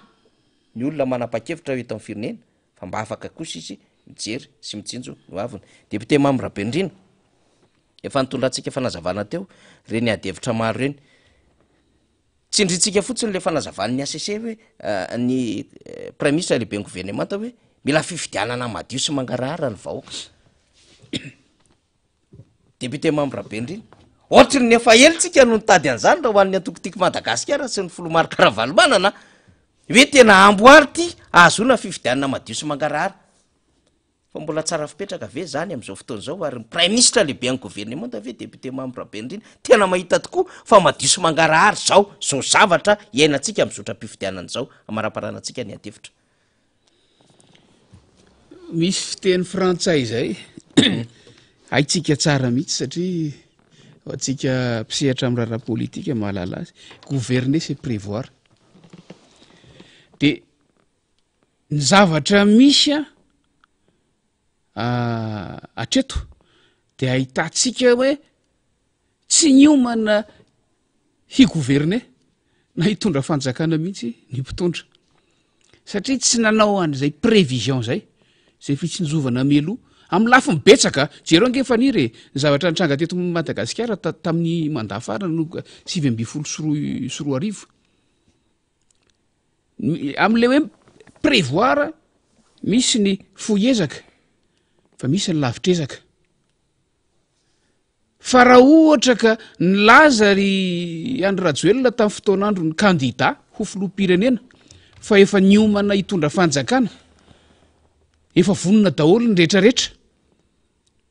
efa vonona hatramin'ny mpamatsy voly efa vonona hatramin'ny expert fa mandraky ty nge ny androany averiko eto ty resaky ty fa mandraky ty ny androany na lay drafitra hitondrana lay fampandrosoana teto Madagasikara raha tsy mivoaka le PEM tsy nisy prévision mihitsy aty amin'ny taona fahaefatra vao niezakazaka anao fietsiketsehana isan-karazany hoe PEM zao hoe kanefa mbola fampiresahana zay mety hamatsy vola firy tamin'ireny natsona anatrika fivoriana tao amin'ny CCI reny moa zao no nanohy fampiresahana teto Madagasikara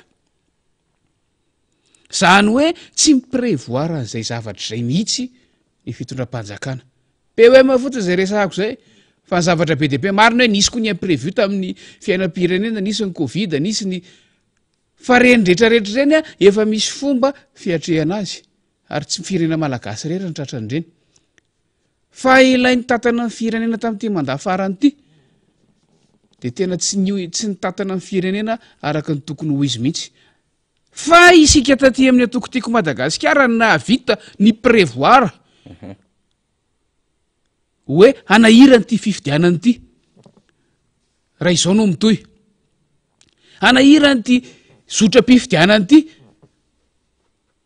satria vokatry ny nataon'ny mpitondra fanjakana ihany izay nampiseho tsikelikely ny fomba tsy mety nandritra fifidianana 2024 no nahatonga antsika nahita hoe raha izao no mitoy ho zava-doza kokoa ho an'ny firenena sy ho an'ny ho avy ny zotra-pifidianana 2024 teo any tena hoe roa taona lasitsika no nanomboka ny antso satria ho tapitra ny mandat seni teo aloha tamin'izany fotoana zany fa talohan'izany roa taona zany tsika de efa niresaka foana hoe mila fifidianana eken'ny rehetra tsika mila valim-pifidianana eken'ny rehetra tsika ka hananan'izay mpitondra eo na izy na izy hananany stabilité na fahamarina toerana eo amin'ny fanatanterahany asa satria iny valim-pifidianana iny ny fiaraha-manaiky ny valim-pifidianana iny ary le fiaraha-manaiky tsy hoe manaiky eo amin'ny fotoana iny fotsiny fa manaiky mandra-patapitra le mandat farafakeliny tsy misy mikororoka tsony iny fa zatra nitranga nge nandeha iny valim-pifidianana iny de efa samy nanaiky fa volana vitsivitsy taorinana iny de efa nisy mikororoka l izy efa nisy namoaka ny tsy ambarantelo sasany tao ahoana mihitsy moa no ampilamina le firenena de zay ny teneniko hoe isika taty amin'ny atokotiako Madagasikara isika taty amin'ny fanoerana no nahita lavitra be hoe raha tsy mitandrina raha tsy misy ny fiarahana mijery an'io meloa de isy ny crise électorale na io préélectoral na io post électoral ary le crise de hipotra amin'ny endrika tsy fanekena zay zavatra mitranga eo ary mba isy nefa mifanekena fiaraha-manaiky zavatra mitranga de ilaina mifangararana eo amin'ny fitantanana an'io fifidianana io zay raha fihezitsika amin'ny akapobeny fa matoa le premier ministre halina vao nyteny an'izay sady milaza izy hoe tsisy crise no miteny izy hoe ilainy zay misy fifandosena fifanoerana nge zany ny faniry zay mihitsy fanambarana miteny izy hoe tsy misy crise nefa izy miteny hoe mila n'io fangararana sy fizotra ny fifidianana eken'ny rehetra io tsy ilaina tenenina nge zany rehefa tsy misy crise fa itsika hoa efa ela de efa nahita hoe anahirana io zao mantsy fanirany tena manahirana rehefa nandeha ny fiainam-pirenena de hoy atao hoe nisy nikororoka ny fomba tsy nety natao tamin'ny fifidianana 2024 de avy daholo reo observateur iraisam-pirenena internationaux izay nasainy ny fitondram-panjakana tam'izany fotoana zany hanara-maso ny zotra-pifidianana manara-maso tsy voatery hoe misy tsy mety fa eo mpanarahana maso ianao mahita hoe tena misy tsy mety ty de ty mety ty de namoaka ilay ataotsika hoe recommandation na nytoro hevitra soso-kevitra entina natsarana an'le izy na de ireny fotsiny aza de efa dingana anankiray nitsinjovana n'lay ho avy amin'ny fizotran'ny fifidianana na de mba fandinihana nyreny recommandation reny fotsiny ary fa rehefa miverina reo observateur internationaux rehefa avy eo ary maro ny observateur locaux na nationaux zay nitovy hevitra tamin'le izy a namoaka recommandation ampolony maromaro a de tsy nisy ny raharaha iny lay fitondram-panjakana lay soso-kevitra mba hanatsarana an'le izy zany hoe taniko de endrika anankiray nisy olona tsy firaharaina ny ho avy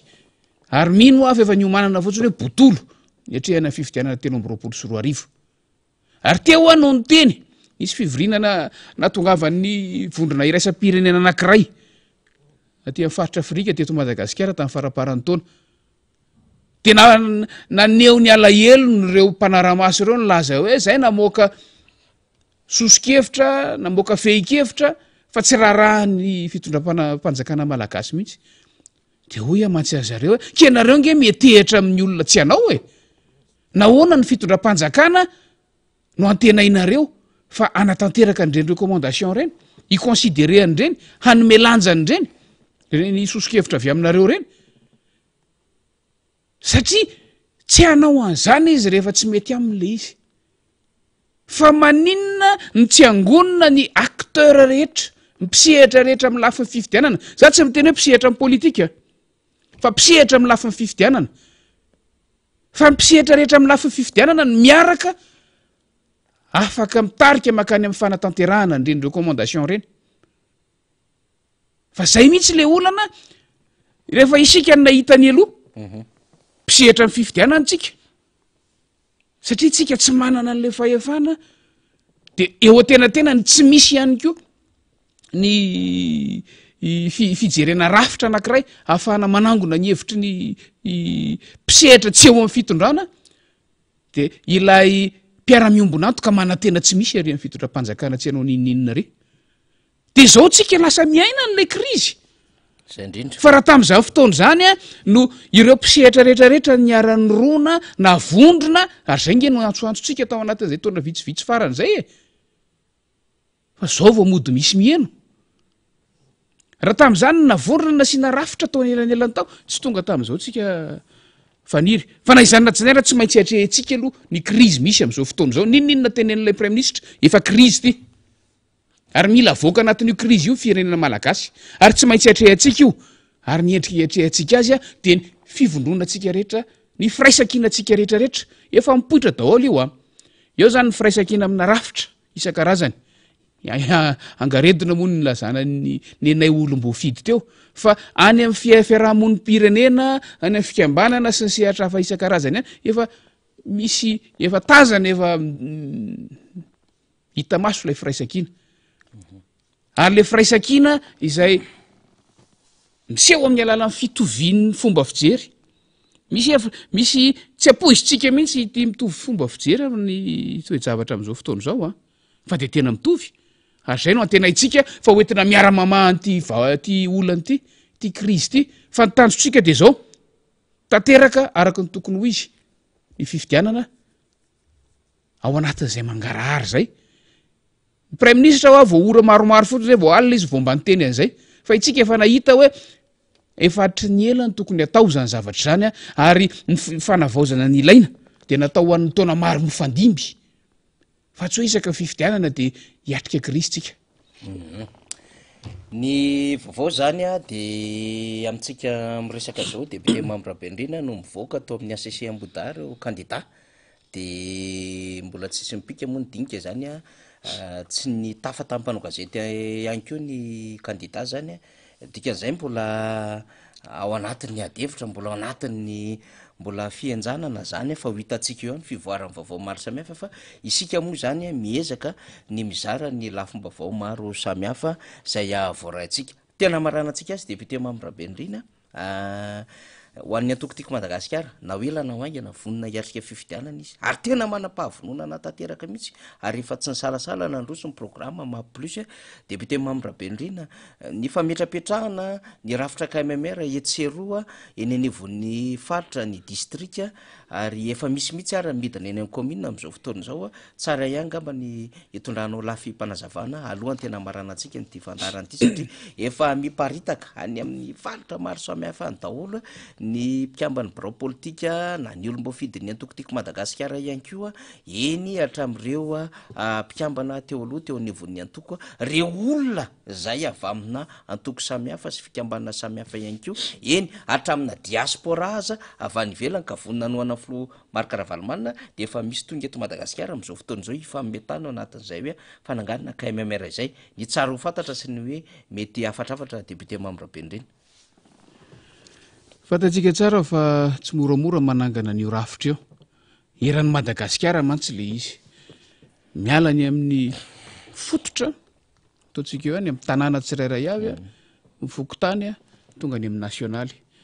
raha ny voarakitra tsoratra sy ny toromarika voaray dia tokony ho efa tafatsangana daholo aloha zao ny isaky ny revohim-paritany enina ireo no manangana ny isaky ny revohim-paritra de midina hatrany hatrany ato anatin'ny herinandro farany tokony ho vita daholo ny rehetrarehetra ary ato anatin'izay herinandro zay no anatanterahana ny fananganana fametrahana ny fomba ofisialy moa zany fa efa perinasa ny rafitra vonjomaika amin'ny tantana ny nasionaly averina fa ny fomba fiasa de tsotra rafitra anankiray io iombona nyzay rehetra manohana ny filora valomanana am'izao fifidianana atrehintsika izao na olo-tsotra na fikambanana na atoko politika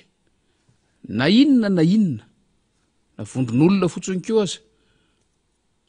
de mitambatra ao anatin'io anisan'izany ny atoko tiako Madagasikara izay naorin'ny filora valomanana ary ataontsika amin'ny fomba ofisialy hoe ivoahany amin'ny mahakandida azy satria ny atoko tiako Madagasikara tamin'ny alalan'ny kongresy nasionaly no nanolotra azy ho kandida tamin'ny alalan'ireo fitsidiana amin'ny faritra rehetra Madagasikara nangataka azy ho kandida ary tamin'ny kongresy nasionaly no namaliny an'izany nanekeny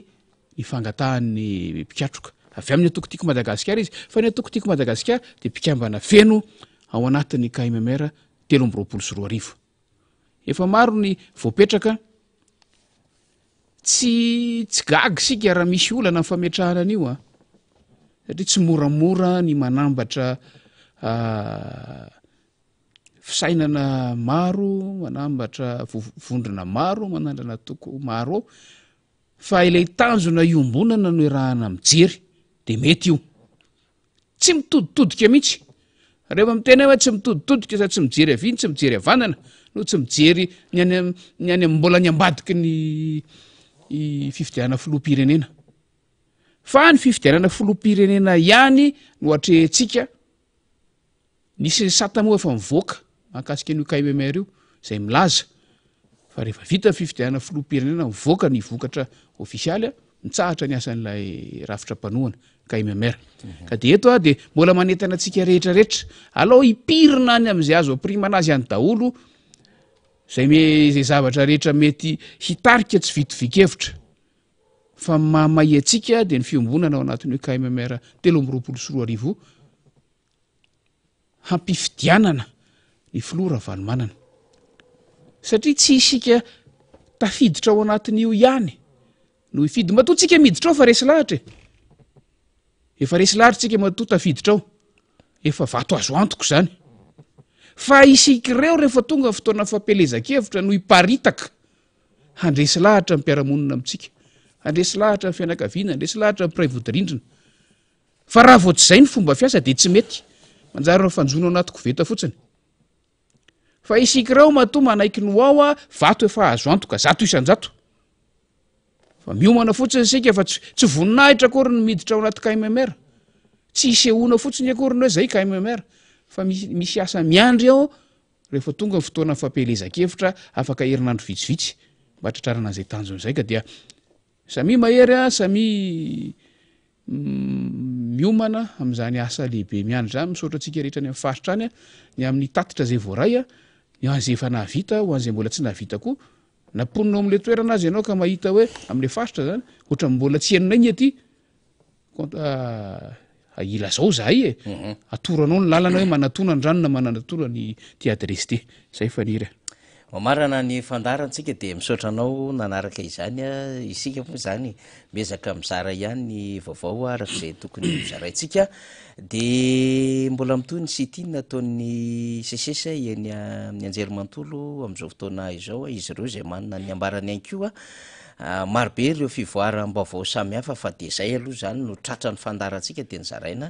tamin'ity androany ity fivoriany etseroa ny fanambarany etseroa ilaina daholo zany satria